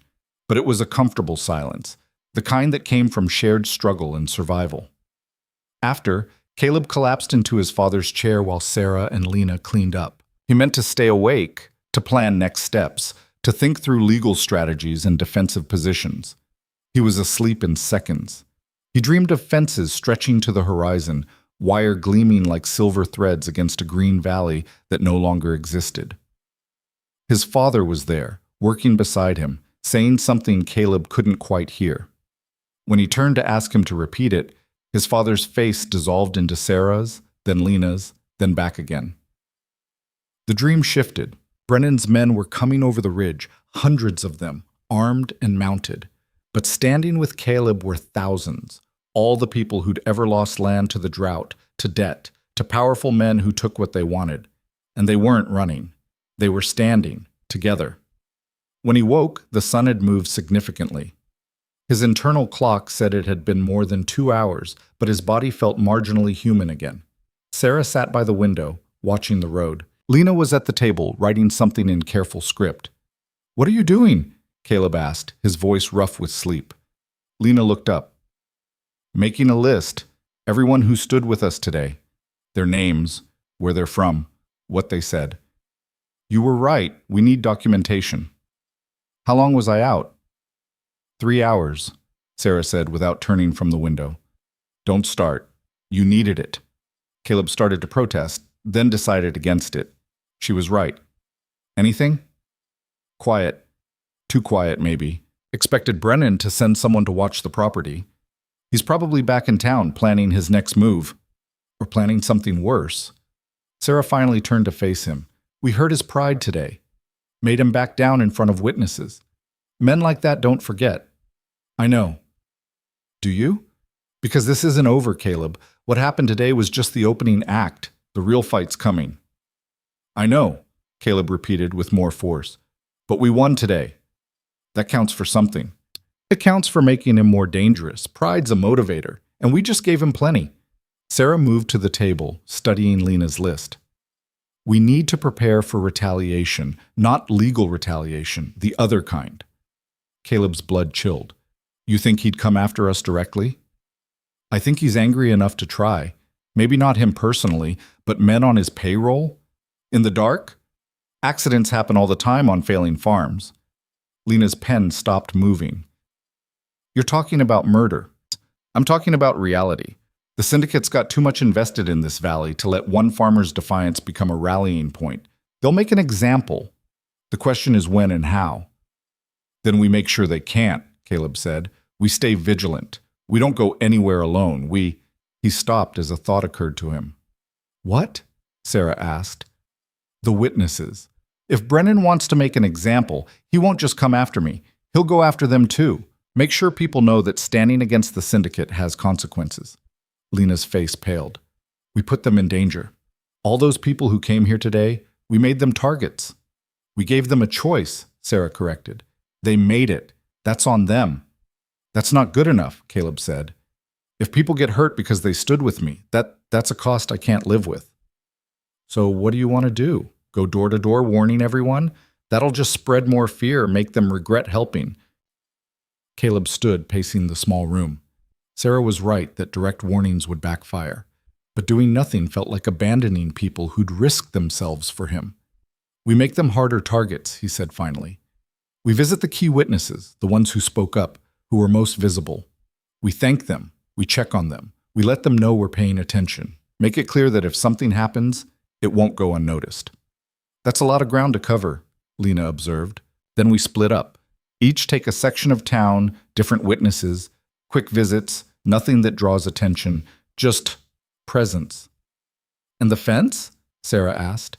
Caleb looked out at the unfinished section stretching into the distance. Every instinct screamed to complete it, to secure that boundary, before Brennan found another angle of attack. But people mattered more than property. He'd learned that much today. "The fence waits," he said. "People first." They prepared to leave as afternoon shadows began to lengthen. Caleb took the eastern witnesses, Sarah the western, Lena the ones in town proper. They agreed to meet back at the farm by nightfall. As Caleb walked the dusty roads between properties, stopping at modest homes and failing farms, he saw the same pattern everywhere, fear mixed with tentative hope. People who'd stood with him that morning were already second-guessing, wondering if they'd made a mistake. But they hadn't been hurt, hadn't been threatened, and that mattered. At the fifth farm, he found Tom Breslin repairing his barn with the kind of desperate efficiency that came from knowing you were one bad season from losing everything. "Caleb," Tom said, surprise evident in his weathered face. "Didn't expect to see you. Wanted to thank you for this morning, for standing with me." "Wasn't much, just standing there." "It was everything." Caleb leaned against the barn. "But I also wanted to make sure you're all right, that there hasn't been any trouble." Tom's hand stilled on the board he was nailing. "Trouble? From the syndicate?" "Just making sure. No trouble yet, but the day's young." Tom set down his hammer, his expression serious. "You really think they'd come after us? For witnessing?" "I think they're angry, and angry men do stupid things. More stupid than tearing up foreclosure papers in front of a judge?" Despite the tension, Caleb smiled slightly. "Point taken. Look, I don't regret being there, but I got a family, Caleb, a wife, 2 kids.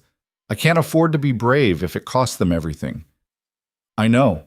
I'm not asking you to be, just asking you to be careful. Watch for strangers. Keep doors locked at night. Trust your instincts." Tom nodded slowly. "You really think this fight's worth it? Against the syndicate's resources?" "I think if we don't fight, we've already lost. At least this way we go down swinging." "That's not much comfort." "No, but it's honest." Tom picked up his hammer again, weighing it thoughtfully. "My grandfather homesteaded this land, fought claim jumpers, drought, everything the territory could throw at him. He used to say that land wasn't worth having if you wouldn't bleed for it." He looked at Caleb. "I'm not looking to bleed, but I'm not looking to run either. So if the syndicate comes around asking questions, they won't get answers from me. That's all I'm asking." Caleb visited 3 more farms before the sun began its descent. The responses varied, some supportive, some nervous, one openly hostile. But none had been threatened yet. That was something. He was heading back when he saw smoke rising from the direction of his property. His blood went cold. Caleb ran, exhaustion forgotten, feet pounding against hard earth. The smoke grew thicker as he approached, black and oily. Not a grass fire. Something else. Something burning hot and chemical. He crested the rise and his heart stopped. The fence was burning. Not the whole thing, just the section they'd completed last night. The fresh wood and new wire were engulfed in flames, fed by what looked like kerosene splashed along the post. The fire roared and crackled, consuming hours of desperate work in minutes. And standing in front of the burning fence, watching it burn with satisfaction, was one of Brennan's men. He saw Caleb and smiled. "Boss says hello, says this is what happens to people who don't know their place." Rage exploded through Caleb's chest. He started forward, fists clenched, ready to tear the man apart with his bare hands. Then he saw the gun on the man's hip, saw the way his hand rested casually near it. This was a trap. The man wanted Caleb to attack, to give him legal justification for violence. Caleb forced himself to stop, to breathe, to think instead of react. "Tell Brennan he's wasting his time," he said, his voice shaking with controlled fury. "I'll rebuild. Every section he burns, I'll build back. We'll see how long that determination lasts." The man tipped his hat in mocking courtesy. "Enjoy your evening, Rourke." He mounted his horse and rode away, leaving Caleb standing before the inferno. The fence they'd built together, Caleb, Sarah, and Lena, working through the night with bleeding hands and stubborn hope, reduced to ash and twisted wire. Caleb stood there, watching it burn, feeling the heat on his face like a slap. This was Brennan's answer. Not legal maneuvering or procedural challenges. Direct, violent, undeniable. The sound of running feet made him turn. Sarah and Lena appeared over the ridge, faces stricken as they saw the flames. "No," Lena whispered. "No, no, no." Sarah's face was stone. "When?" "Just now. One of Brennan's men. He waited for me to see it before leaving." "Did you?" "No, he was armed. Wanted me to start something so he could finish it legally." "Smart." Sarah stared at the burning fence with cold fury. "Bastard, but smart." They stood together, 3 people watching their work burn. The fence was lost. Hours of labor, pain, and determination reduced to nothing but smoke and memory. "We rebuild," Caleb said finally. "Tomorrow. We start again." "With what?" Lena's voice cracked. We used all the good timber, the wires ruined. Even if we had materials, Brennan just proved he'll destroy whatever we build. Then we make it harder to destroy. We build it stronger. We accept that maybe we can't win this fight, Lena interrupted, tears streaming down her face. Maybe we've pushed as hard as we can, and this is the land telling us it's time to stop. Caleb looked at her, saw the exhaustion and heartbreak there.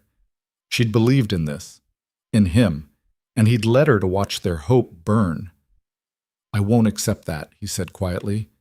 Then you're a fool. Lena turned away, shoulders shaking. We're all fools. Sarah put a hand on her sister's shoulder, but her eyes stayed on the fire. She's right, you know, about the materials. We can't rebuild this without resources we don't have. Then we'll find them. How? Rob the syndicate? Ask nicely. I don't know yet, but I'll figure something out. Before or after Brennan burns down the house, kills the livestock, torches the fields? Sarah's voice was hard. He's escalating, Caleb. This was a message. The next one will be worse. Caleb knew she was right. Every instinct told him this was the beginning of a campaign designed to break him, to force surrender through attrition and fear.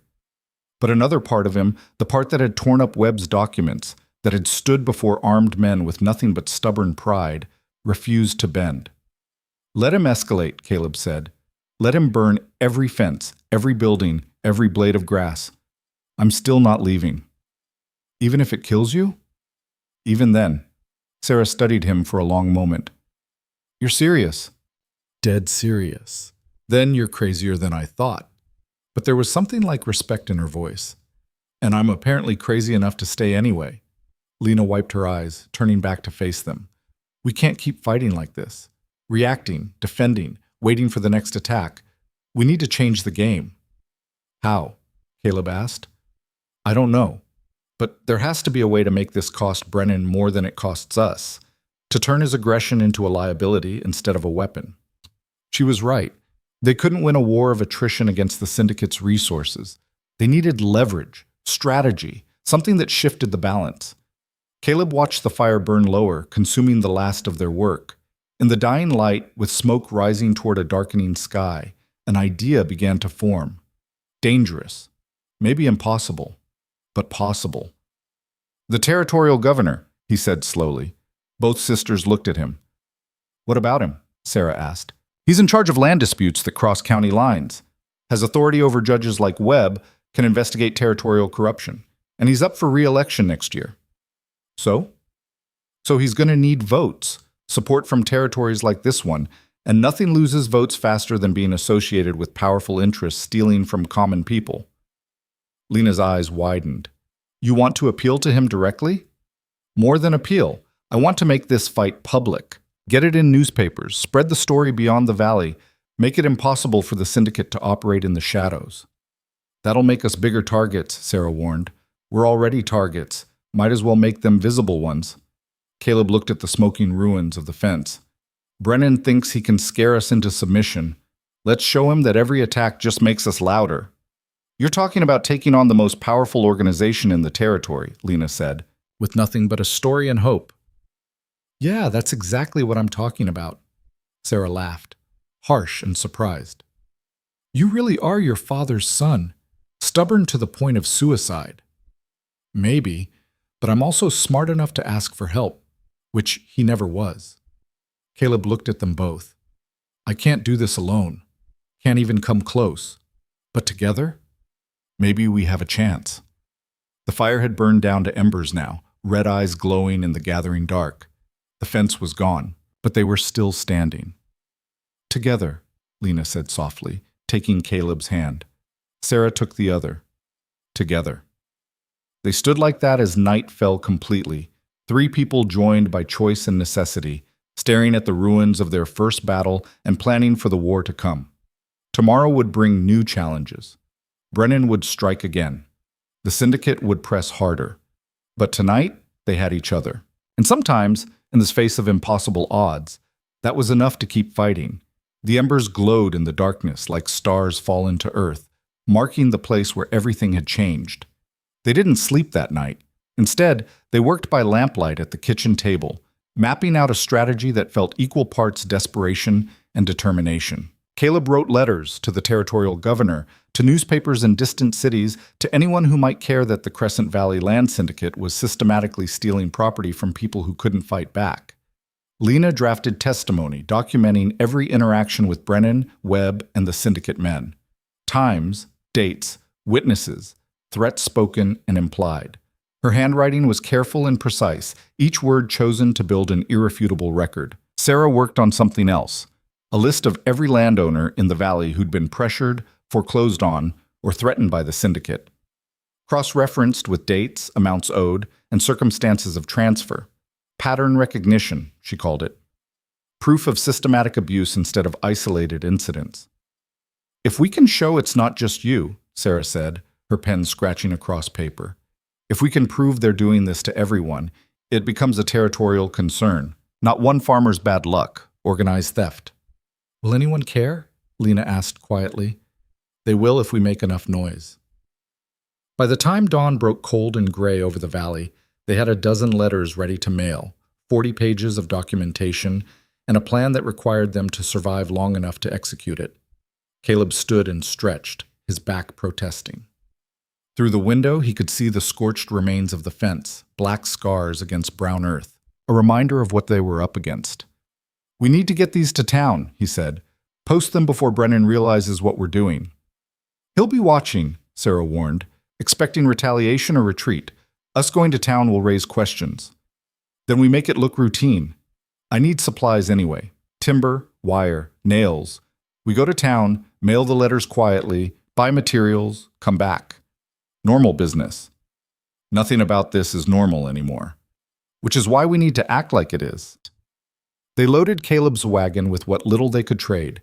Eggs, a few chickens, some preserves Lena had found in the cellar. Not much, but enough to justify a trip to the general store. The ride to town was tense and silent. Every rider they passed made Caleb's hand drift toward the rifle beside him. Every dust cloud on the horizon could be Brennan's men. But they made it to town without incident. Main Street was busier than expected. People clustered in small groups, talking in low voices that stopped when Caleb's wagon rolled past. Some faces were sympathetic, others were carefully neutral, a few openly hostile. Word had spread about yesterday's confrontation, and not everyone approved of what Caleb had done. Stay together, Caleb murmured as they climbed down from the wagon. Don't engage if someone's looking for a fight. They split their tasks efficiently. Lena went to the post office with the letters hidden in a basket under old newspapers. Sarah headed to the general store to negotiate for materials. Caleb made for the livery stable where Tom Breslin's brother-in-law worked and might have information about the syndicate's next moves. He was halfway there when he heard the voice. Well, well, the Valley's newest hero. Caleb turned to find Marcus Webb standing in the shadow of the feed store, arms crossed, expression unreadable. Judge, Caleb acknowledged carefully. Former judge. As of this morning, I've been relieved of my duties pending investigation into yesterday's incident.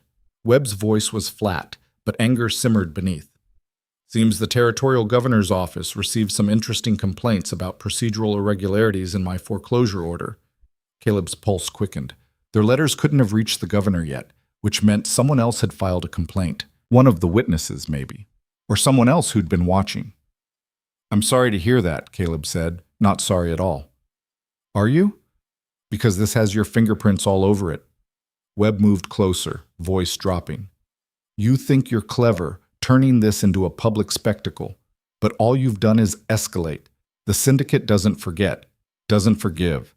And now they're going to come at you with everything they have. Let them. You say that now, wait until your house burns. Until people who stood with you start having accidents. Until you wake up one morning and find your livestock slaughtered in the field. Webb's eyes were hard. This isn't a game, Rourke. This is your life, and you're gambling it on pride. Not pride, principle. Principles don't keep you alive when men like Brennan decide you're more trouble than you're worth. Then I'll die on my feet instead of living on my knees. Webb stared at him for a long moment. Then unexpectedly, he laughed, bitter and exhausted. You really are your father's son. Same stubborn streak, same inability to recognize when you're beaten. He shook his head. I tried to warn him too. He wouldn't listen either. My father died fighting for what he believed in. Your father died angry and broken, watching everything he built turn to dust. That's not nobility, Caleb. That's tragedy. Webb turned to leave, then paused. One more thing. Brennan's meeting with some men from out of territory. Enforcers, I heard. The kind who don't ask questions, just take care of problems. If I were you, I'd get out of this valley while I still could. He walked away before Caleb could respond. Enforcers. Professional violence wrapped in deniability. Caleb's blood ran cold. Brennan wasn't just escalating, he was bringing in outside help to finish this. Caleb found Sarah at the general store, arguing with the proprietor about credit. I'm telling you, I can pay, Sarah was saying, frustration sharp in her voice. We've got goods to trade, and I'm telling you the syndicates put out word, the shopkeeper interrupted. Anyone doing business with Rourke gets cut off. No credit, no supplies, nothing. I got a family to feed. Can't afford to make enemies. So you'd rather let him fail? Let the syndicate take everything? Rather keep my store. Sorry, but that's the truth. Caleb stepped forward. It's all right, Sarah. It's not all right. We need materials to rebuild. We'll figure it out. He looked at the shopkeeper, saw genuine regret beneath the fear. I understand. You do what you need to do. They left empty-handed, meeting Lena outside the post office. Letters are sent, she reported, but the postmaster was nervous, kept looking over his shoulder like someone might walk in and question him. Her face was troubled. Caleb, people are scared, really scared. This morning, 3 families I talked to yesterday have already left town, packed up in the night, and just gone. Brennan's making good on his threats, Sarah said grimly, pushing anyone who stood with us. Then we push back harder. With what? We can't get supplies, can't rebuild the fence, can't even get people to talk to us without fear. Sarah's frustration boiled over. We're fighting a war with no weapons and no allies. That's not strategy, Caleb. That's suicide. So what do you suggest? Give up? Sign whatever papers they shove at us next time? I suggest we face facts. The syndicate's won. They've isolated us, scared off our supporters, cut off our resources. All we're doing now is waiting for the end. Then we change the waiting into action. What action? We've played every card we have. Caleb looked between them. Sarah angry and defensive, Lena scared but trying to hide it. They'd given everything to this fight, and he'd led them to a dead end. Unless he tried something desperate. The governor's in the territorial capital, he said slowly. 3 days' ride. If we went there directly, told our story in person, brought the documentation, we'd be abandoning the property, Sarah interrupted, giving the syndicate legal grounds to claim abandonment and seize it anyway. Not if one of us stays. Alone? Against Brennan's enforcers? Lena's eyes widened. That's not brave, Caleb. That's martyrdom. It's buying time. 2 of us go to the capital, 1 stays here to maintain possession. We document everything, make noise in the right places, force the territorial government to intervene. And if they don't? If the governor won't see you, won't care, won't act? Then at least we tried everything. At least we didn't just wait here for the hammer to fall. Sarah studied him, jaw tight. You're serious about this. Dead serious. Then I'm going with you. Lena stays here. No. Lena's voice was firm. If anyone stays, it's me. I'm less threatening, less likely to provoke violence, and honestly, she looked at Caleb. You 2 are better at fighting. I'm better at waiting. Lena, if Brennan's men come, I'll hide, I'll talk, I'll do whatever I need to survive until you get back. Her gentle face showed unexpected steel. But I won't be the reason you don't try this. We agreed. Partnership. That means trusting each other to do what's needed. Caleb wanted to argue. Every protective instinct screamed against leaving her alone to face whatever Brennan sent.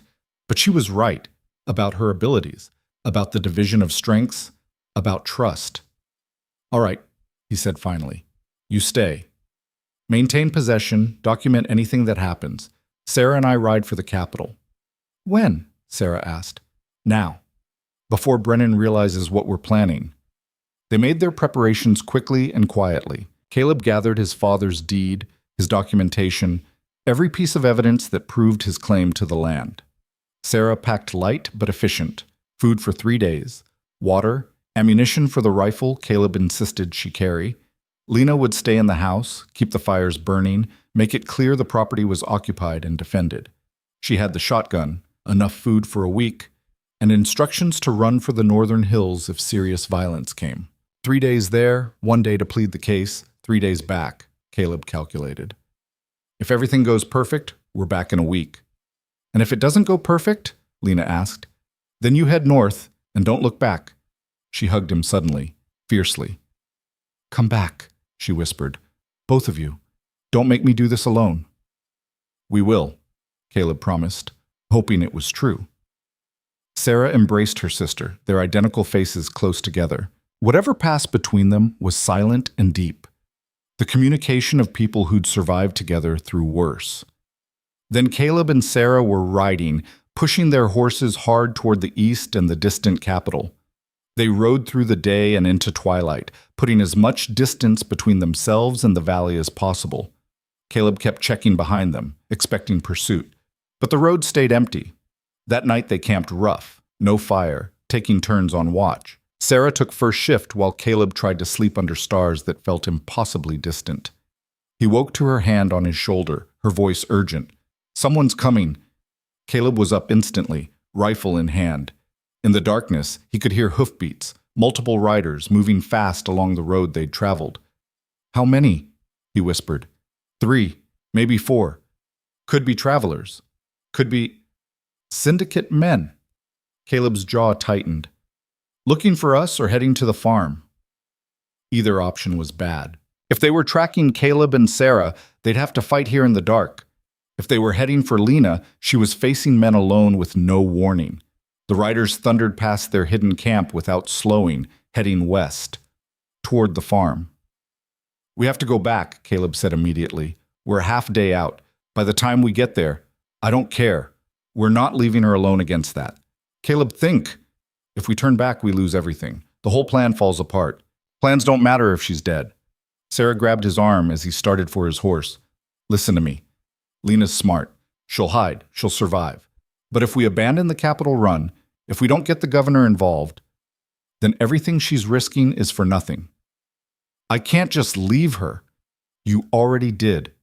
We both did. We made this choice together.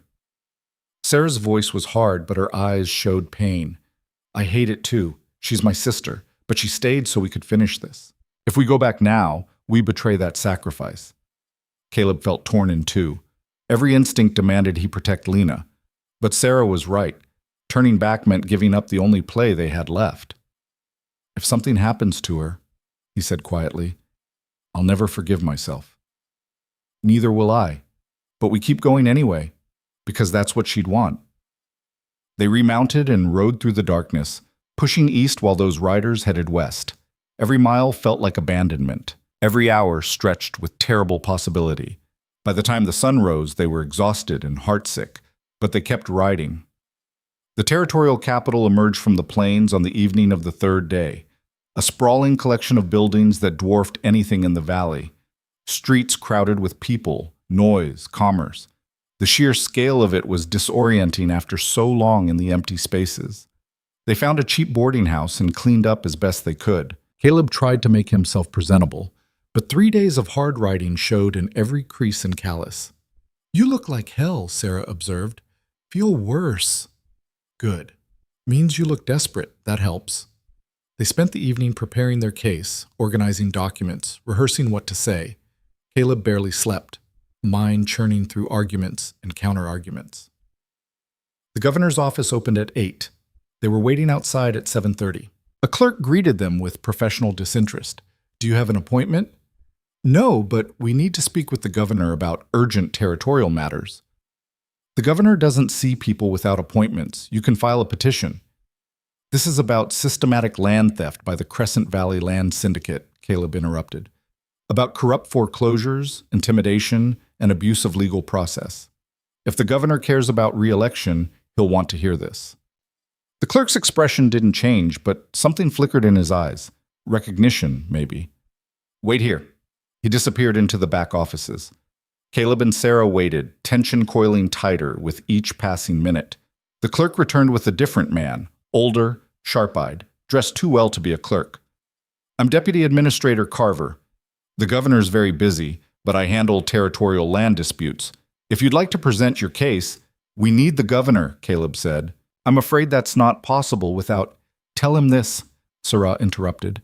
Tell him that if he doesn't hear us, the story of how his appointed judge facilitated illegal foreclosures goes to every newspaper between here and the Eastern Territories.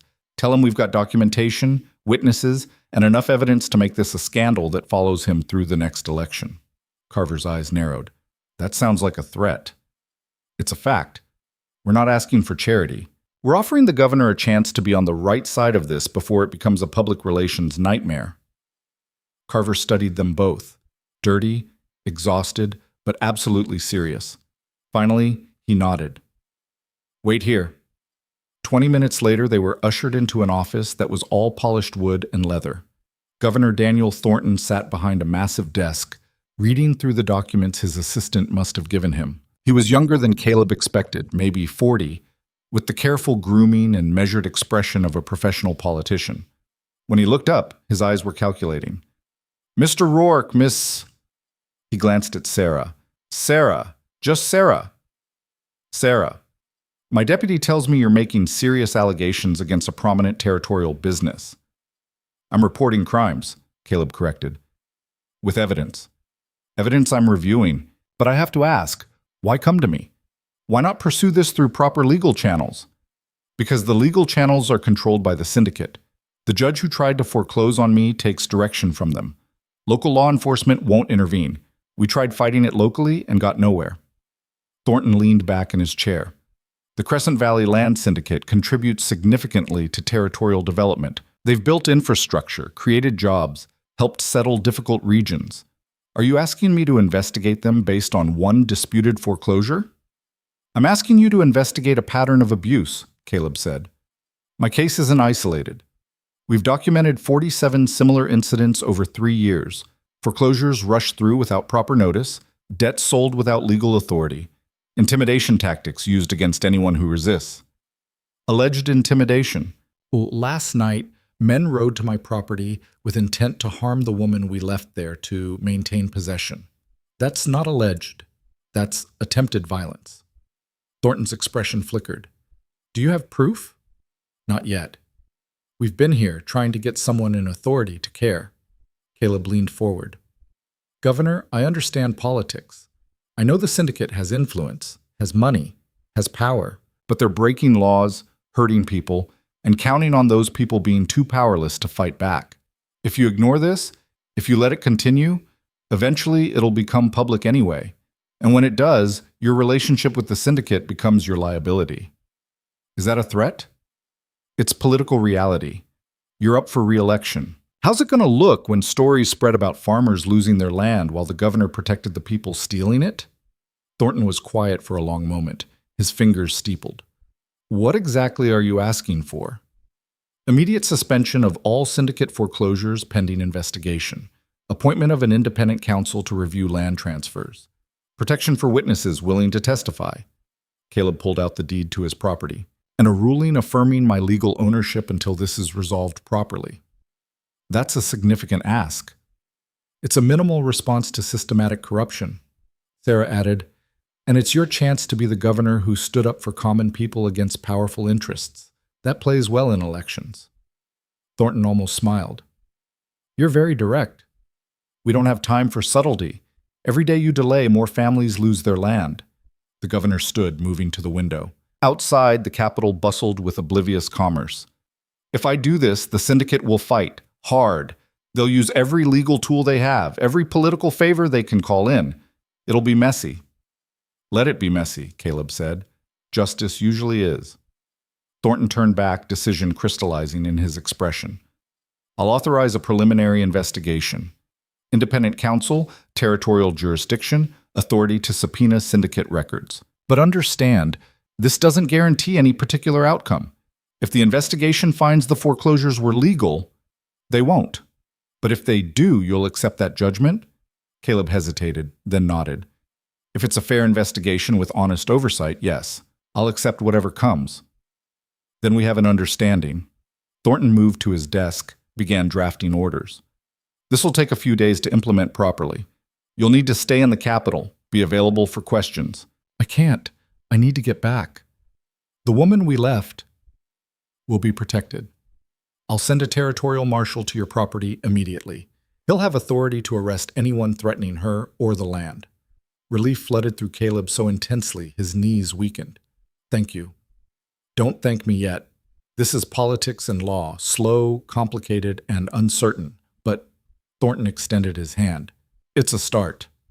Caleb shook it, feeling the weight of authority behind the gesture. For the first time since this began, he had someone with real power on his side. They left the governor's office in a daze. Sarah grabbed Caleb's arm as they reached the street. We did it, she said, disbelief coloring her voice. We actually did it. Did we? He said days to implement. Lena's there now, alone. He's sending a marshal. That's protection. Sarah's grip tightened. Caleb, this is huge. Official investigation, suspension of foreclosures. This is everything we hoped for. If it's not too late. They rode back faster than they'd come, pushing the horses to the edge of endurance. The territorial marshal promised by the governor was supposed to take a different route, reach the farm quicker. But Caleb wouldn't believe Lena was safe until he saw her himself. They reached the valley on the 6th day as evening light painted the drought-broken land in shades of copper and shadow. Caleb's property appeared on the horizon, and his heart stopped. The fence was rebuilt. Not just the burned section, but all of it. 70 yards of solid timber and gleaming wire, stretching along the eastern boundary like a declaration of permanence. And standing beside it, hammer in hand, was Lena. She wasn't alone. Surrounding her were at least 20 people, men and women from town, from neighboring farms, working together to complete what Caleb had thought impossible. As he and Sarah rode closer, Lena looked up. Her face broke into a smile that rivaled the sunset. You're back, she called out. And you're alive. Caleb dismounted, moving toward her in a daze. What is all this? Turns out Brennan's men coming after me made people angry. Lena gestured at the workers. Tom Breslin showed up the next morning with timber. Mrs. Chen brought food. Others brought wire, tools, labor. They said if the syndicate was going to burn fences, we'd just keep building them. The riders who came never got close. The marshal arrived before them, arrested 2 on sight. The rest ran. Lena's smile widened. Seems someone in the territorial government actually cares about law and order. Sarah laughed, genuine and joyful. We got the governor's attention. He's launching an investigation, suspending foreclosures, the whole thing. The workers had stopped to listen. Murmurs of surprise and hope rippled through them. Tom Breslin stepped forward. An investigation? Into the syndicate? Full territorial authority, Caleb confirmed. Independent counsel, subpoena power, everything. They're taking this seriously. The murmurs grew louder, transforming into something like celebration. These people had lived under the syndicate's shadow for years, watching friends and neighbors lose everything. The possibility of accountability, of justice, was overwhelming. How long? Someone asked. Until the investigation concludes. Weeks, maybe months. But the governor suspended all foreclosures in the meantime. Nobody loses their land while this is pending. Real cheering now. People hugging, crying, releasing years of pent-up fear and frustration. Caleb found himself surrounded, hands shaking his, voices offering congratulations and thanks. He'd become something he never intended, a symbol of resistance, proof that fighting back could matter. But more than that, he'd found something his father never had: community.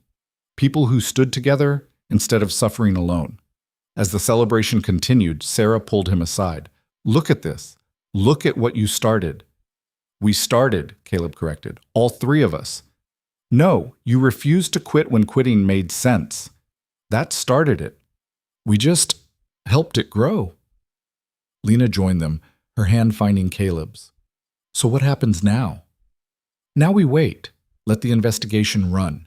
Rebuild what we can. And Caleb looked at the fence, the people, the land that had nearly cost him everything. And we figure out what comes next. Together? Lena asked softly. Caleb looked at her, then at Sarah. These 2 sisters who'd appeared from nowhere and changed everything, who'd stood with him when standing meant risking death, who'd become more than allies, more than friends. Together, he agreed. The work continued as darkness fell. The fence was nearly complete now, a boundary that meant something again. Not just property division, but a line between those who'd take everything and those who'd fight to keep it. By the time the last post was driven and the final strand of wire strung tight, the moon had risen full and bright over the valley. The workers dispersed gradually, heading home with lighter hearts than they'd carried in years. Caleb, Sarah, and Lena stood together at the fence line, exhausted but content. "Think it'll hold?" Sarah asked, testing the wire. "This time? Yeah, I think it will."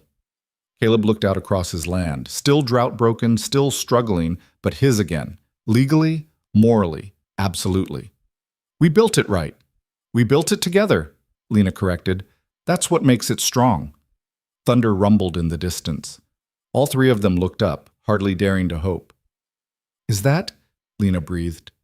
"Rain," Sarah confirmed, wonder in her voice. The first drops fell moments later, tentative, testing, then stronger. Real rain, not the dry thunder that had mocked them for years. It came gentle at first, then steady, washing dust from the air and soaking into earth that had forgotten what water felt like. They stood in it, faces turned upward, letting it wash away the grime and exhaustion and fear of the past week. 3 years, Caleb said quietly. 3 years of drought, and it breaks now. "A coincidence," Sarah said, but she was smiling. "Or maybe the land knows when it's worth fighting for again," Lena suggested. The rain intensified, drumming against the newly built fence, pooling in the furrows of dead fields. It wouldn't fix everything. 3 years of drought didn't heal in one storm, but it was a start. A promise that the land could live again, could be more than a monument to loss. "Come on," Caleb said finally. "Let's get inside before we drown." They ran for the house, laughing like children, the rain soaking them through. Inside, they built a fire and made coffee and sat around the kitchen table like people who'd earned their rest. "What do you think happens next?" Lena asked, holding her mug in both hands. "After the investigation?" "Depends on what they find," Caleb said. "If they can prove systematic abuse, the syndicate might face real consequences. Fines, leadership changes, forced restitution. And if they can't prove it, then we've at least bought time, made it harder for them to operate, shown people they can fight back." He looked at both sisters. "That's not nothing." "It's everything," Sarah said. "Even if the investigation goes nowhere, we've changed the story, made this about community resistance instead of individual failure. That matters." Lena nodded slowly. "So we wait. We work. We rebuild. And we do it together," Caleb added. "If you'll stay, both of you.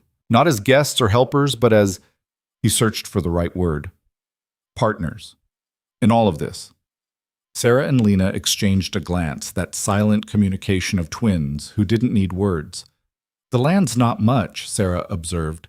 "Still drought damaged, still in legal limbo, still targets for anyone angry about what happened." "True," Caleb agreed. "And you're stubborn, difficult, and way too willing to die for principle." "Also true." "But," Sarah's hard expression softened, "you're also honest and brave. And you gave us something we haven't had in a long time." "What's that?" "A reason to stop running," Lena finished. "A place to stand and fight for, people to fight with." She reached across the table, taking Caleb's hand. "So yes, we'll stay. We'll rebuild. We'll be partners." Caleb felt something unlock in his chest, some last defense against hope, against connection, against the risk of caring about people who might leave. His father had died alone, bitter and broken. But Caleb didn't have to follow that path. He could choose differently. Choose community over isolation. Choose to accept help instead of drowning in pride. Choose to let these two remarkable women become part of his life in ways that terrified and thrilled him equally. "Then we start tomorrow," he said. "Fixing the barn, planting for next season, preparing for whatever comes next." "Tomorrow," Sarah agreed. "Tonight, we rest." They sat in comfortable silence, listening to rain drum against the roof. It was a sound none of them had heard in years, promise and renewal wrapped in simple water falling from the sky. Outside, the fence stood strong against the storm. The land began its slow healing, and 3 people who'd found each other in desperation discovered something more valuable than property or victory. They found belonging, The investigation would run its course. The syndicate would face justice or escape it. The drought would end or continue. But whatever came, they'd face it together. No longer three isolated souls struggling alone, but a unit forged in fire and determination. As the night deepened and the rain intensified, Caleb stood and moved to the window. In the darkness, illuminated by occasional lightning, he could see the fence, his fence, their fence, standing firm against wind and water. It wasn't just a boundary anymore. It was a symbol of resistance, of community, of the understanding that some things were worth fighting for, even when the fight seemed impossible. Sarah joined him at the window. Think the syndicate's done? No. But I think we've shown them it'll cost more than they expected. That might be enough. And if it's not, then we fight again and again, until they give up, or we do. You realize that's insane. Completely, Caleb smiled. But you're still here. Unfortunately for my sanity, yes, I am. Lena came to stand with them, completing the triangle. Three people looking out at a storm-washed valley, at land that had nearly killed them and somehow brought them together. My father used to say that the measure of a person wasn't what they did when things were easy, Caleb said quietly. It was what they did when everything fell apart, when the only choices were surrender or fight. What did he choose? Lena asked. He fought, died fighting. I used to think that was tragic, wasteful. Caleb looked at both of them. But now I think maybe he understood something I didn't, that some battles are worth fighting even if you lose. Because the fighting itself, the refusal to quit, the choice to stand, that matters. That defines you. Defines all of us, Sarah said. We all chose to stand. And we'll keep choosing it, Lena added. Tomorrow, the day after, however long it takes. The rain continued through the night, steady and relentless, washing away dust and ash and the residue of fear. By morning, the valley would look different, still damaged, still struggling, but alive with possibility. Caleb turned from the window and looked at the two women who'd become his partners, his allies, his family in all but name. They'd arrived as desperate strangers fleeing violence. They were leaving as something else entirely. Thank you, he said simply. For staying, for fighting, for being here when I needed someone most. Thank you for letting us, Lena replied. And for being too stubborn to quit, Sarah added with a slight smile. That stubbornness saved all of us. They moved back to the fire, settling into chairs that would become familiar over months and years to come. Outside, the fence stood guard. The rain fell blessing, and somewhere in the darkness, the syndicate licked its wounds and planned its next move. But that was tomorrow's problem. Tonight, three people who'd found each other at the edge of ruin sat together in warmth and safety, bound by something stronger than law or land or circumstance. They were bound by choice, by shared struggle, by the understanding that together they could face whatever came. The fence would hold, the land would heal, and whatever battles tomorrow brought, they'd face them the same way they'd faced everything else. Together, as partners, as family. The storm raged on, and in the heart of it, three souls found peace.